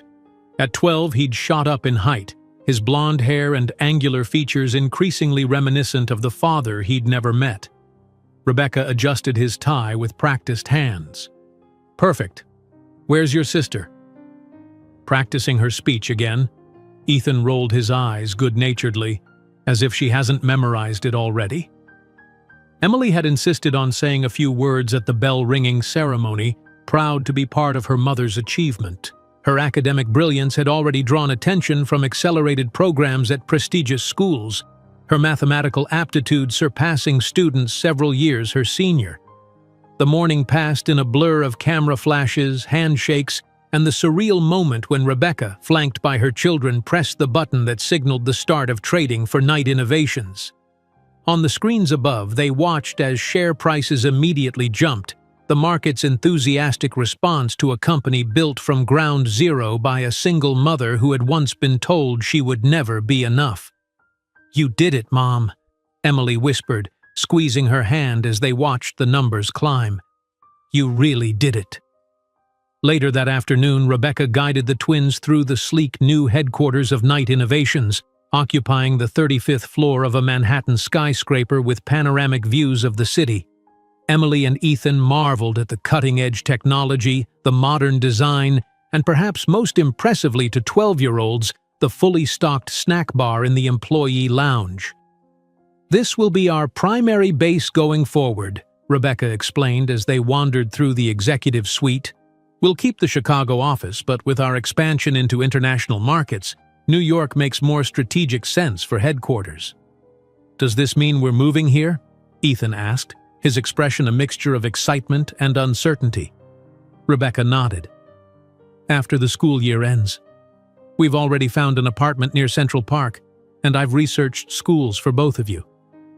The transition to New York represented more than just a business expansion. It was the final step in Rebecca's transformation from Rebecca Johnson, abandoned waitress from Iowa, to Rebecca Knight, CEO of a publicly traded technology company and one of the most influential women in digital security. That evening, in their hotel suite overlooking Times Square, Rebecca received the congratulatory calls and messages that had been flooding in since the market closed, with Knight Innovations shares up 37% from their opening price. Among them was an invitation to be featured in Forbes' 40 Under 40 issue, recognizing the most influential young business leaders in America. As Rebecca prepared for bed, Emily appeared in her doorway, still in the dress she'd worn for the ceremony but with her hair now loose around her shoulders. "Mom, can I ask you something?" she began, her expression serious beyond her years. "Of course, sweetheart." "At school, we're doing a family history project." Emily hesitated, choosing her words carefully. "Everyone's supposed to interview relatives and create a family tree. I don't know what to say about him." The request hung in the air between them.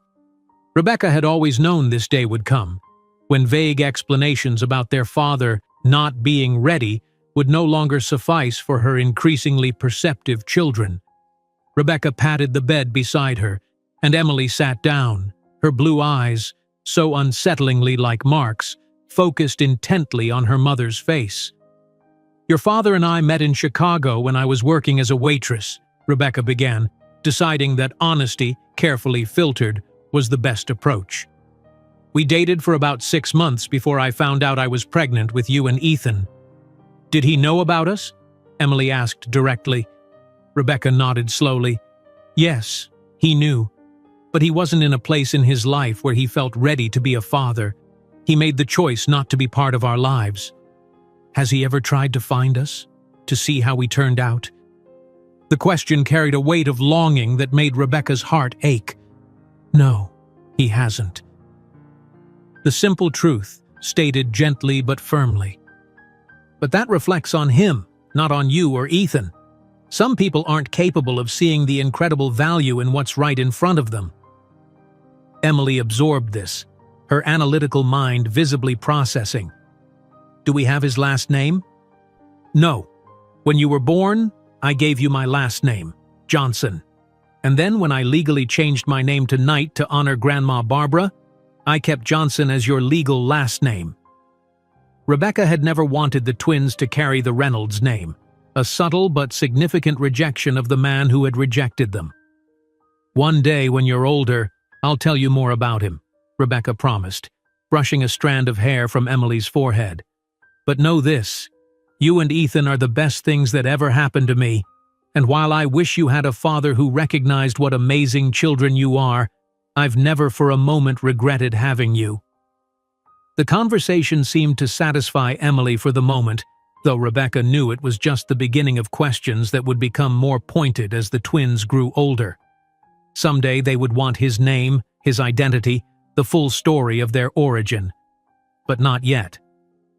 3 months after the IPO, Knight Innovations had settled into its new Manhattan headquarters, and Rebecca had settled into her role as a public company CEO. The twins, initially uncertain about leaving Chicago, and Barbara, who had chosen to remain in her beloved townhouse with a live-in aide, had adapted to New York with surprising ease, thriving in their new schools and exploring the city with characteristic curiosity. On a crisp October morning, Rebecca was preparing for a board meeting when her assistant knocked on her office door. "Ms. Knight, the National Mathematics Competition results just came in. Emily's been named a national finalist, the only 7th grader to qualify." Rebecca's face lit with pride. She immediately called Emily's school to arrange for her to be quietly pulled from class for the news. 20 minutes later, Emily burst into her office, eyes wide with excitement. "Mom, did you hear? I made the finals." "I heard, sweetheart. I'm so incredibly proud of you." Rebecca embraced her daughter, marveling at how this brilliant, confident girl had emerged from circumstances that could have limited her so severely. The awards ceremony was held at Princeton University the following month. Rebecca sat in the audience watching as Emily, the youngest finalist by 3 years, received her award for exceptional mathematical reasoning. The pride that swelled in her chest was tinged with a bittersweet awareness that Mark was missing this moment. Missing the remarkable daughter who had inherited not just his eyes, but his analytical mind, refined and enhanced. Back in New York, Ethan was developing his own path to excellence. While less academically traditional than his sister, his intuitive understanding of technology had led him to create his first app at 11, a simple game that had nonetheless attracted attention from a coding camp director who had invited him to an advanced summer program. "Look, Mom," Ethan called one evening, rushing into Rebecca's home office with his laptop. "I fixed the glitch in the scoring system. Now it tracks multiplayer results across different devices." Rebecca examined his work, impressed by his ability to solve problems that challenged programmers twice his age. "This is excellent, Ethan. You have a natural talent for this." As the twins' achievements accumulated, Rebecca found herself increasingly in the public eye. The Forbes feature, "Rebecca Knight, Building a Billion-Dollar Security Empire While Raising Prodigies," brought a flood of speaking invitations, podcast appearances, and requests for interviews about her journey from single motherhood to corporate success. In each appearance, Rebecca carefully controlled her narrative, emphasizing her determination and strategic vision while minimizing the personal pain that had fueled her rise. She never mentioned Mark by name, referring only to personal challenges that had shaped her path.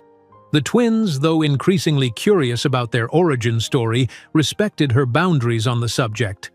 One evening, as Rebecca reviewed quarterly reports in her home office overlooking Central Park, Barbara called with news that would cast a shadow over their success. "The tests came back," Barbara said, her voice steady despite the gravity of her words. "It's my heart, Rebecca. The valves are deteriorating faster than they expected." Rebecca gripped the phone tighter, fear constricting her chest. "What does that mean? Surgery?" "Eventually. For now, medication and monitoring. Don't worry, I'm not checking out anytime soon. I still have plenty to teach those remarkable children of yours." After the call, Rebecca stood at her office window, watching the lights of Manhattan twinkle against the darkening sky. Barbara's mortality, something she'd never truly confronted, suddenly loomed as a reminder of life's fragility.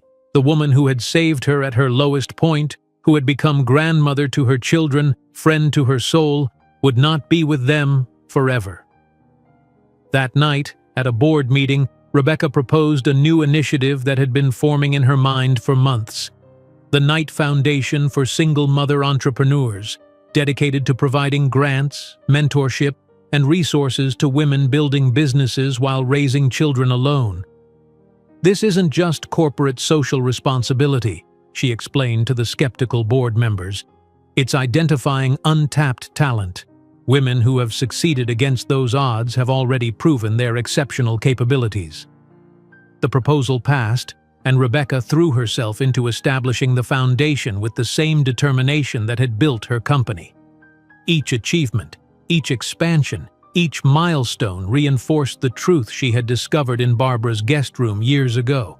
Her value had never been dependent on Mark Reynolds' assessment. As Knight Innovations approached its one-year anniversary as a public company, Rebecca's assistant delivered an article that made her breath catch. "Reynolds Enterprises struggles as market share declines. CEO faces board pressure." The accompanying photo showed Mark, now in his early 40s, looking strained as he entered a corporate building. Rebecca set the article aside without reading further. His struggles were no longer relevant to her story. While Rebecca signed the documents for Knight Innovations' first acquisition, a promising data encryption startup, she couldn't possibly imagine that Mark Reynolds was desperately watching her company's rise, his own professional reputation crumbling as the business his father had built lost relevance in a rapidly evolving technological landscape. While Rebecca signed the documents for Knight Innovations' first acquisition, her mind briefly flashed to the article about Mark Reynolds' struggles. In the 15 years since he had cruelly dismissed her, their paths had diverged dramatically, hers ascending to heights even she couldn't have imagined, his apparently faltering despite his privileged head start. The thought brought no satisfaction, merely a detached acknowledgement of life's unpredictable trajectories. "Ms. Knight, the final details for the Tech Solutions acquisition have been prepared," Caroline, her executive assistant, announced as she entered Rebecca's expansive corner office on the 45th floor of their Park Avenue headquarters. "Everything is ready for tonight's announcement at the plaza." Rebecca nodded, her focus returning to the present. The acquisition of Tech Solutions for $350 million represented Knight Innovations' most significant expansion yet.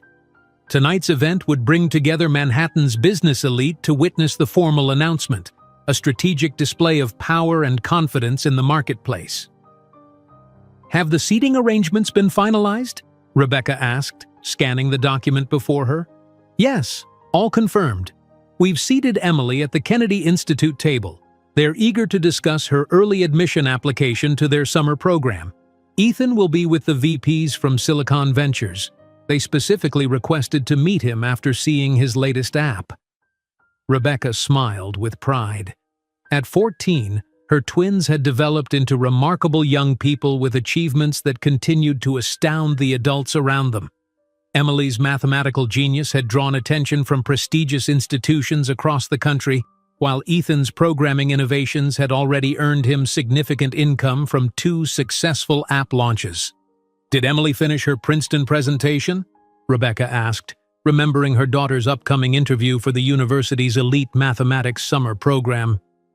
As if summoned by her name, Emily appeared in the doorway, her dark hair pulled back in a neat ponytail, her eyes, so unsettlingly like Mark's, bright with intellectual energy.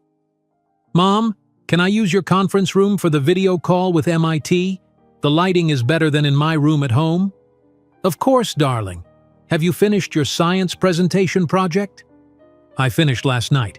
Ethan's helping with the programming component," Emily replied, adjusting the strap of her laptop bag. At 14, she carried herself with a poised confidence that Rebecca sometimes found startling, a young woman who had never known the insecurity of feeling insufficient.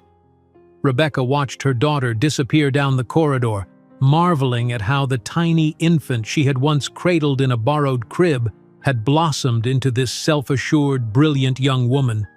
The twins had not only survived their father's absence, they had thrived in ways that seemed almost like cosmic justice. The thought of justice brought Rebecca's mind back to the evening ahead. The Tech Solutions acquisition was particularly sweet because Mark Reynolds had reportedly attempted to purchase the same company months earlier, hoping to revitalize Reynolds Enterprises with their innovative security protocols. The fact that Knight Innovations had secured the deal instead was merely business, Rebecca told herself, not personal vindication. Her phone rang, interrupting her thoughts. "Rebecca Knight," she answered crisply. "Ms. Knight, this is James Harrington, your CFO. Just confirming the final numbers for tonight's announcement. The market's going to react very favorably to this acquisition." "Excellent. I'll review your presentation notes before the event. Anything else?" "Actually, yes. Forbes is requesting an exclusive statement before the announcement." Rebecca considered this briefly. "Tell them I'll give the exclusive tomorrow. Tonight is for celebrating with my team and my children." As she ended the call, Rebecca's thoughts turned to the logistics of the evening ahead. The Plaza Hotel's grand ballroom had been transformed for the occasion, with Knight Innovations' distinctive blue and silver color scheme dominating the decor. Her team of stylists would arrive at her Upper East Side apartment at 5 o'clock to prepare her for the evening, bringing the Alexander McQueen gown specially designed for this occasion. Meanwhile, across Manhattan, in a considerably less impressive office, Mark Reynolds stared at the invitation that had arrived that morning. The elegant cardstock announced Knight Innovations' acquisition celebration at the Plaza Hotel, extended to him as CEO of Reynolds Enterprises in what appeared to be a standard industry courtesy. The Tech Solutions acquisition had been a crushing blow to his struggling company, the very acquisition he had pitched to his skeptical board as their pathway to renewed relevance. "Sir, the quarterly reports are ready for your review," his assistant said tentatively from the doorway, aware of her boss's increasingly volatile mood in recent months. Mark waved her away, still staring at the invitation. Knight Innovations. The company had appeared seemingly out of nowhere 5 years ago, rapidly establishing itself as an industry leader in security solutions. Its founder and CEO, Rebecca Knight, was something of an enigma, rarely giving personal interviews, known for her brilliant strategic mind and her private nature. Who is this woman? He had asked his team when Knight Innovations first emerged as a competitor. No one had satisfactory answers. She had apparently built her company from scratch, had no family connections in the industry, and maintained a low personal profile despite her company's high visibility. Now, as he contemplated attending tonight's event, Mark felt a mixture of professional obligation and morbid curiosity. Perhaps meeting this Rebecca Knight would provide insights into how she had succeeded where he was failing, how she had secured the very acquisition he had desperately needed. "Tell Wilson to have the car ready at 7, he instructed his assistant, making his decision. "I'll be attending the Knight Innovations event at the Plaza." Back in her office, Rebecca finalized her speech for the evening, carefully crafting language that emphasized the strategic advantages of the acquisition without revealing proprietary details. As the afternoon waned, she closed her laptop and prepared to leave, stopping briefly at her private bathroom to refresh her appearance before heading home. The reflection that greeted her showed a woman transformed from the desperate, pregnant waitress of 15 years ago. At 37, Rebecca Knight radiated confidence and success. Her dark hair, now professionally styled in a sleek bob, framed a face that had lost the softness of youth but gained the defined elegance of maturity. Designer clothing had replaced thrift store finds, and the constant worry that had once lined her face had given way to the serene assurance of a woman who knew her worth. "Caroline, the car will be arriving at 7. I'm heading home to prepare," Rebecca announced, gathering her belongings. "Everything's arranged, Ms. Knight. Your stylist team confirmed they'll arrive at your apartment at 5, and the twins' formal wear has been delivered." Rebecca nodded her thanks and made her way to the private elevator that would take her directly to the building's garage, where her driver waited. The thought of the evening ahead filled her with professional satisfaction, the culmination of years of strategic growth, the public recognition of Knight Innovations' dominance in a field Mark Reynolds had once claimed she could never understand. As her car navigated through Manhattan's congested streets, Rebecca's phone chimed with a text from Ethan. "Finished the animation for tonight's presentation. It looks awesome. See you at home." She smiled, texting back a quick, can't wait to see it, before returning her attention to the city outside her window. New York had initially intimidated her during that long-ago tourist visit with Mark, its towering buildings and frantic energy overwhelming to a girl from Iowa. Now it was home, its rhythms synchronized with her own ambitious pace, its unforgiving meritocracy the perfect arena for her talents. At precisely 5 o'clock, Rebecca's apartment came alive with the efficient bustle of her preparation team. Hairstylists, makeup artists, and her personal stylist worked in choreographed harmony to transform the already elegant CEO into the commanding presence required for the evening. The Alexander McQueen gown, a masterpiece of midnight blue with subtle silver accents that exactly matched Night Innovation's corporate colors, had been created specifically for this occasion. "The car will arrive in 45 minutes," Caroline reminded her via text as the final touches were applied to Rebecca's makeup. Across the apartment, Emily and Ethan were completing their own preparations. At 14, they had already developed the poised sophistication of children raised in privilege, though Rebecca had worked diligently to instill in them the values of hard work and humility that had shaped her own character. "How do I look?" Emily asked, entering her mother's bedroom in a simple but elegant navy dress that complemented her dark hair and striking blue eyes. "Absolutely beautiful," Rebecca answered honestly, struck again by how her daughter's eyes, so like Mark's, now represented not pain but promise. "Where's your brother?" "Still fighting with his tie," Emily laughed. "He can code quantum algorithms but can't tie a Windsor knot." At 7 o'clock precisely, the Knight family gathered in the foyer of their Upper East Side apartment. Rebecca, resplendent in her custom gown, Emily elegant in navy, and Ethan handsome in his first formal suit, represented a vision of success and unity that belied their complicated origins. "Remember," Rebecca reminded them as they prepared to depart, "tonight is significant for our company, but also for us as a family. This acquisition represents security for your futures, opportunities we've built together." What she didn't say, what she had never said, was that each milestone, each achievement, each public recognition was also a silent rebuttal to Mark Reynolds' cruel dismissal 15 years ago. That somewhere, beneath the genuine pride in her company's success, lay the satisfaction of knowing she had become far more than enough. As the sleek black limousine pulled up to the Plaza Hotel, Rebecca took a deep breath, centering herself for the evening ahead. Photographers lined the entrance, capturing the arrival of Manhattan's business elite. Inside, the grand ballroom awaited, filled with potential investors, strategic partners, and industry leaders eager to witness Knight Innovation's latest triumph. "Ready?" she asked her children, who nodded with excitement. The limousine door opened to a flurry of camera flashes. Rebecca emerged with practiced grace, her children following with the easy confidence of young people accustomed to such events. As they ascended the steps to the plaza's entrance, Rebecca felt a curious shiver of premonition, a strange sense that this evening would become more significant than she had planned. While the limousine of Rebecca Knight stopped in front of the Plaza Hotel and photographers prepared to capture her arrival, she couldn't imagine that inside the ballroom, nervously adjusting his worn Hermes tie, was the man who had once discarded her as insufficient, about to discover the true meaning of regret.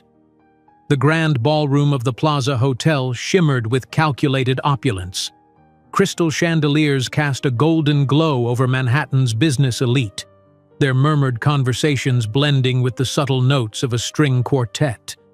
Rebecca moved through the crowd with practiced ease, her Alexander McQueen gown catching the light as she navigated between investors and technology pioneers. Emily and Ethan remained close, observing their mother's graceful command of the room with quiet pride. Rebecca paused to speak with the president of the Federal Reserve Bank of New York, discussing the implications of blockchain technology on financial security. Mid-sentence, an inexplicable chill crawled up her spine. Some primal instinct, the same that had helped her predict security breaches before they occurred, alerted her to an unexpected presence. She turned slightly, scanning the crowd without interrupting her conversation. That's when she saw him. Mark Reynolds stood less than 10 meters away, a champagne flute clutched in a hand that bore a distinctly less impressive watch than the Rolex he'd flaunted 15 years ago. Though still handsome in his expensive suit, time had not been as kind to him as to Rebecca. His hairline had receded, and lines of worry creased his forehead and the corners of his eyes. He was staring at her with an expression that morphed rapidly from confusion to shock to dawning recognition. For a heartbeat that seemed to stretch into eternity, Rebecca felt the world around her fade. 15 years of imagined scenarios crystallized into this unexpected moment. Surprisingly, she felt neither the panic nor vindictive triumph she might have anticipated.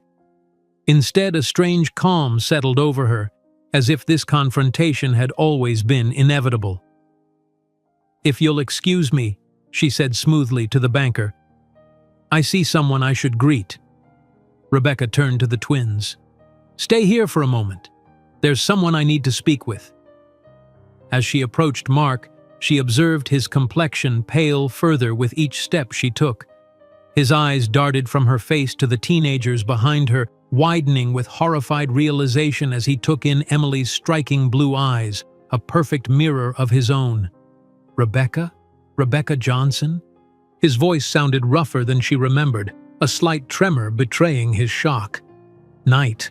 Rebecca Knight," she corrected with a polite smile, as if addressing any other professional acquaintance. "Mark Reynolds. What a surprise to see you here." Mark swallowed visibly, his eyes still fixed on her with disbelief. I didn't expect. You're the founder of Knight Innovations? The company that's acquiring tech solutions?" "CEO and founder," Rebecca confirmed, her voice steady despite the thundering of her heart. She gestured toward Emily and Ethan, who had moved closer out of curiosity. "I believe you haven't met my children. Emily, Ethan, this is Mr. Reynolds, an old acquaintance from Chicago." Mark's complexion transitioned from pale to ashen as he took a proper look at the teenagers. Rebecca watched as recognition dawned in his eyes, the mathematical precision with which genetics had reproduced his features in her children. His hand trembled, champagne sloshing dangerously close to the rim of his glass. How old are they?" he managed, the question emerging as barely more than a whisper. 15 in August, Rebecca replied casually, as if discussing the weather rather than the children he had abandoned before birth. "Emily has just been accepted to Princeton's summer program for advanced mathematics. Ethan has already sold 2 applications to a Silicon Valley startup." Mark's eyes remained fixed on the twins, particularly on Emily, whose eyes so clearly mirrored his own. The resemblance was undeniable, the shape of Ethan's jaw, the set of Emily's eyebrows, genetic echoes that no amount of time or distance could erase. A photographer from the Wall Street Journal approached, requesting a photo of the woman who revolutionized cybersecurity. Rebecca smoothly positioned herself between her children, a practiced smile appearing as the camera flashed. Mark stood frozen, watching the tableau of success and family unity that could have included him.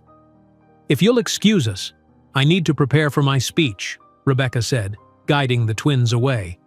As they moved past Mark, she added in a voice pitched for his ears alone, "Interesting how you've met your children after all.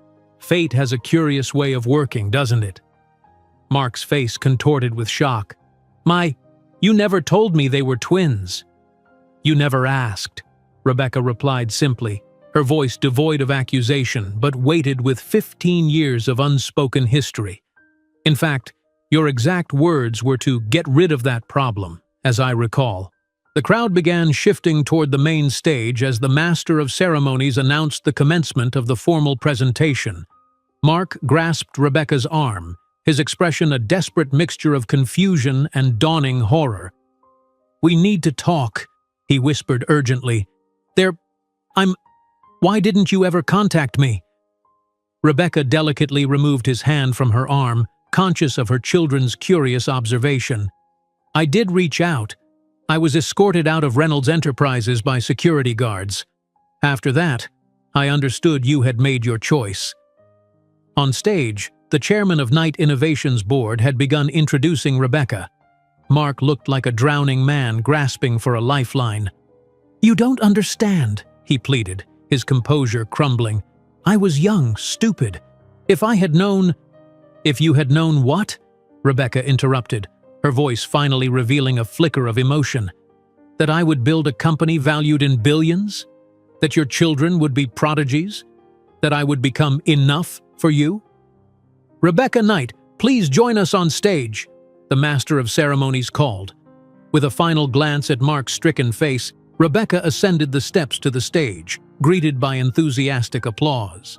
From her elevated position, she spotted Mark in the front row, his expression a mixture of shock and belated regret that might have satisfied her younger self. "Ladies and gentlemen," Rebecca began, her voice clear and confident as she addressed the assembled business elite. "As the new owner of Tech Solutions, I'd like to share a story about perseverance. 15 years ago, I was a young woman without resources, abandoned while pregnant by someone who told me I would never be enough." A murmur rippled through the audience. Journalists leaned forward in their seats, sensing a story beyond the corporate acquisition. "That man told me I was just a waitress from Iowa who would never belong in his world.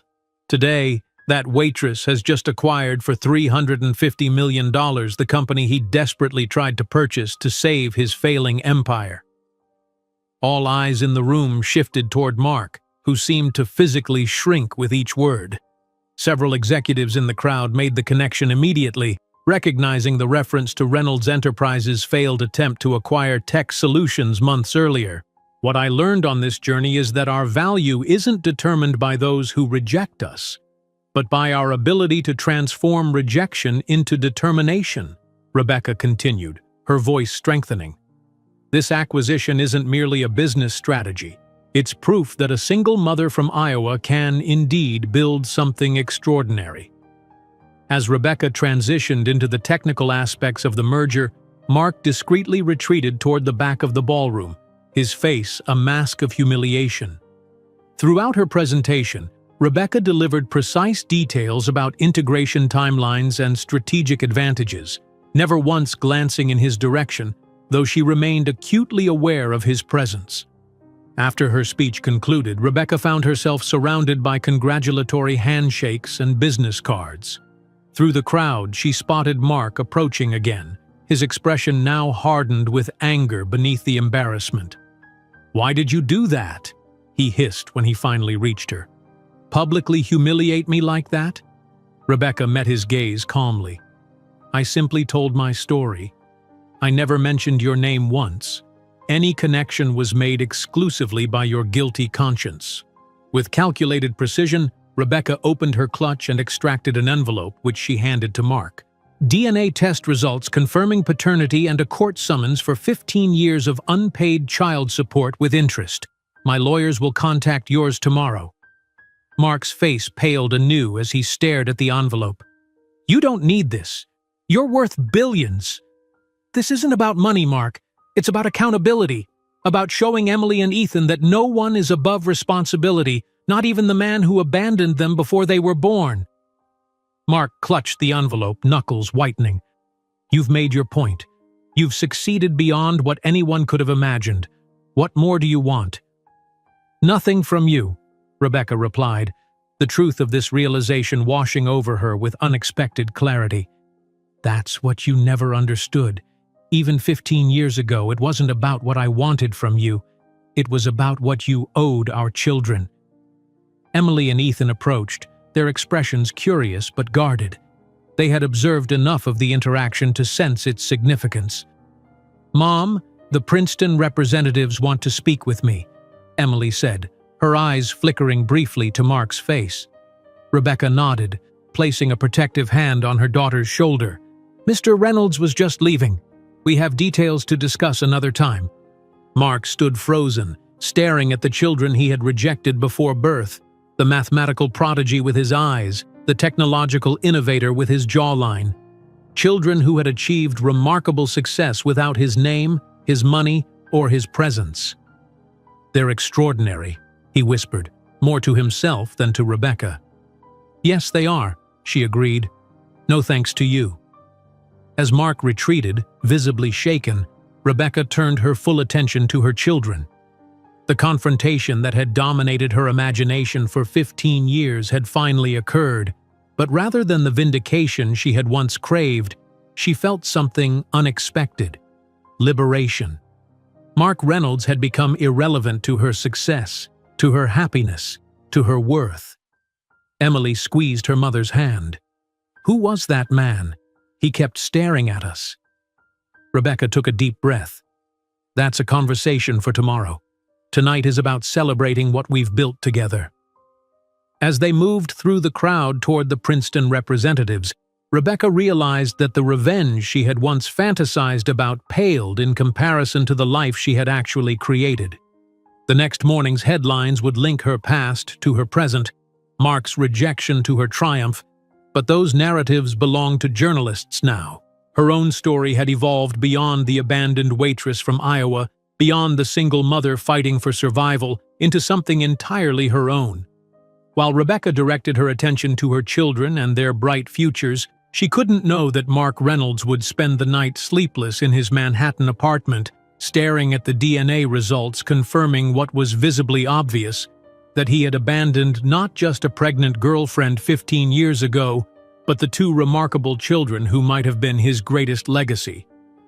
The morning after the Plaza Hotel confrontation dawned with Rebecca's name splashed across every major business publication in New York.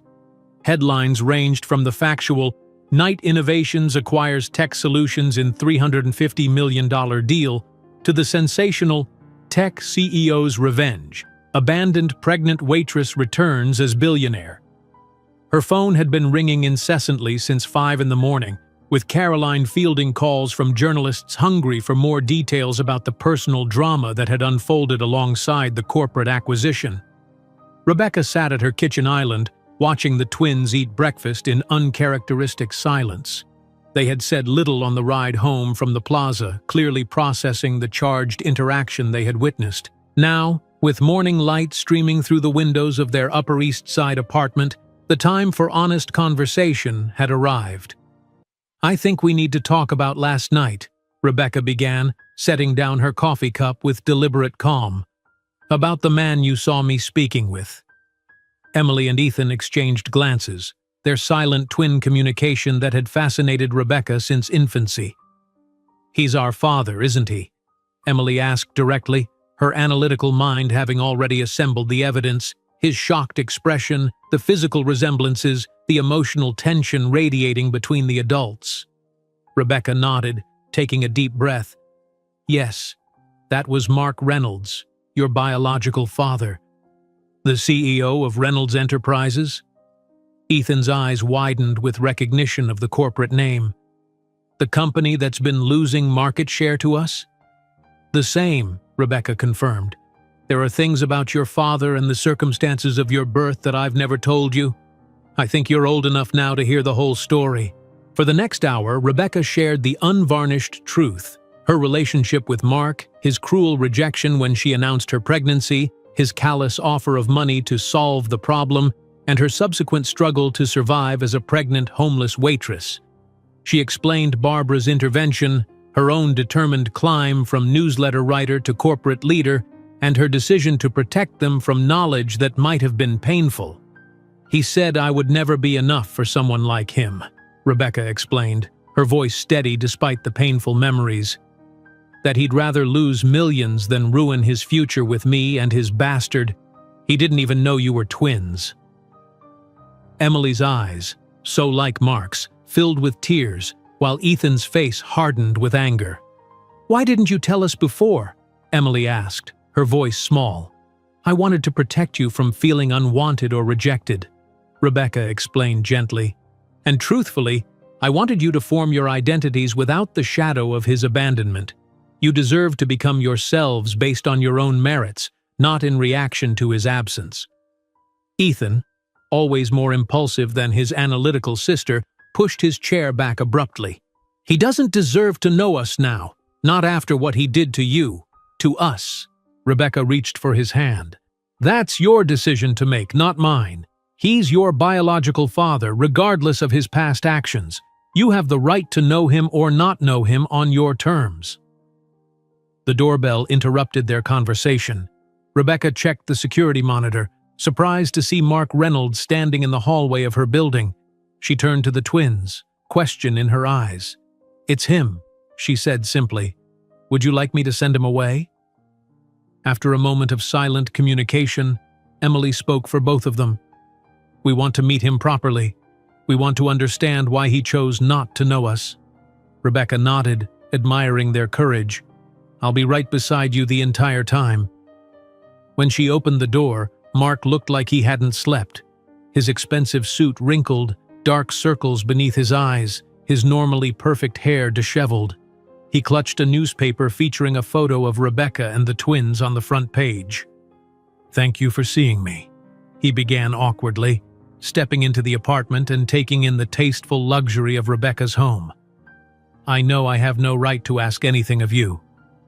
"You're right about that," Rebecca agreed calmly. "Any conversation will be on my children's terms." She led him to the living room where Emily and Ethan waited, their postures reflecting a mixture of curiosity and wariness.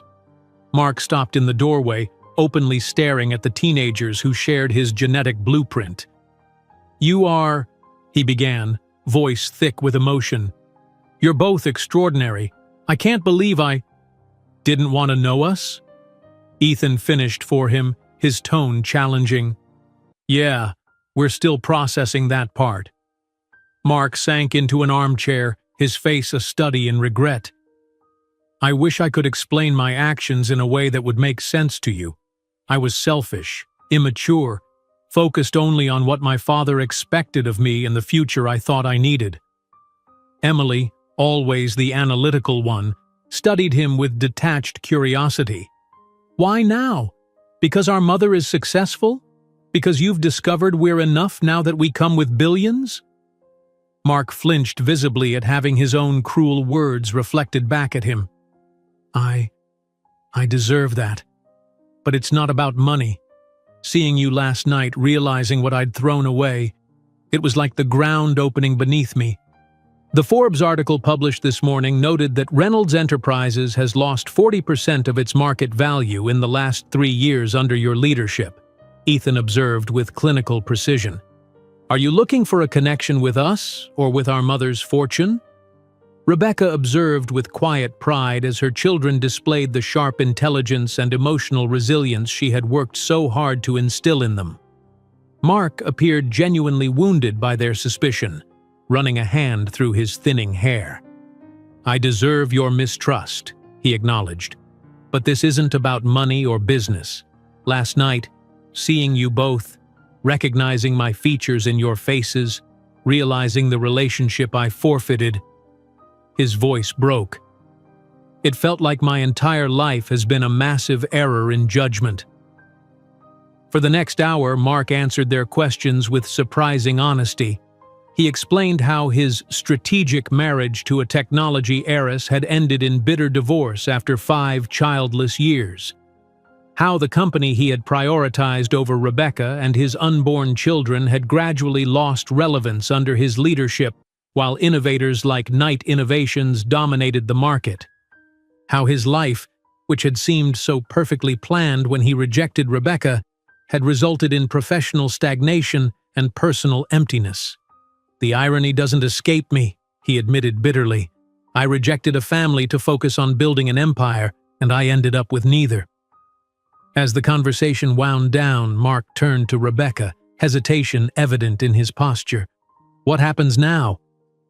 "The legal proceedings continue as planned," she replied pragmatically. "The child support assessment for 15 years with interest is non-negotiable. As for Emily and Ethan, any relationship with them is entirely their decision." "And us?" Mark asked tentatively, his expression revealing a pathetic hopefulness that Rebecca found almost pitiful.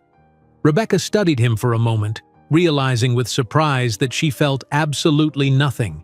Not anger, not pain, not even satisfaction at their reversed fortunes. Just a complete and total indifference toward the man who had once shattered her world.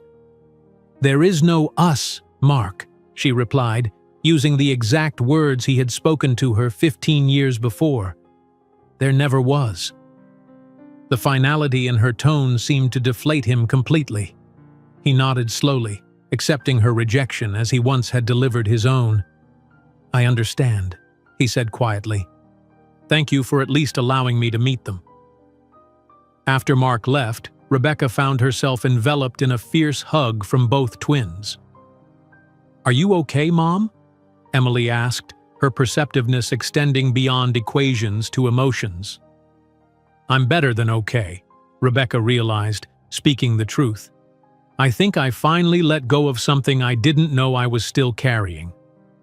In the weeks that followed, the media storm gradually subsided.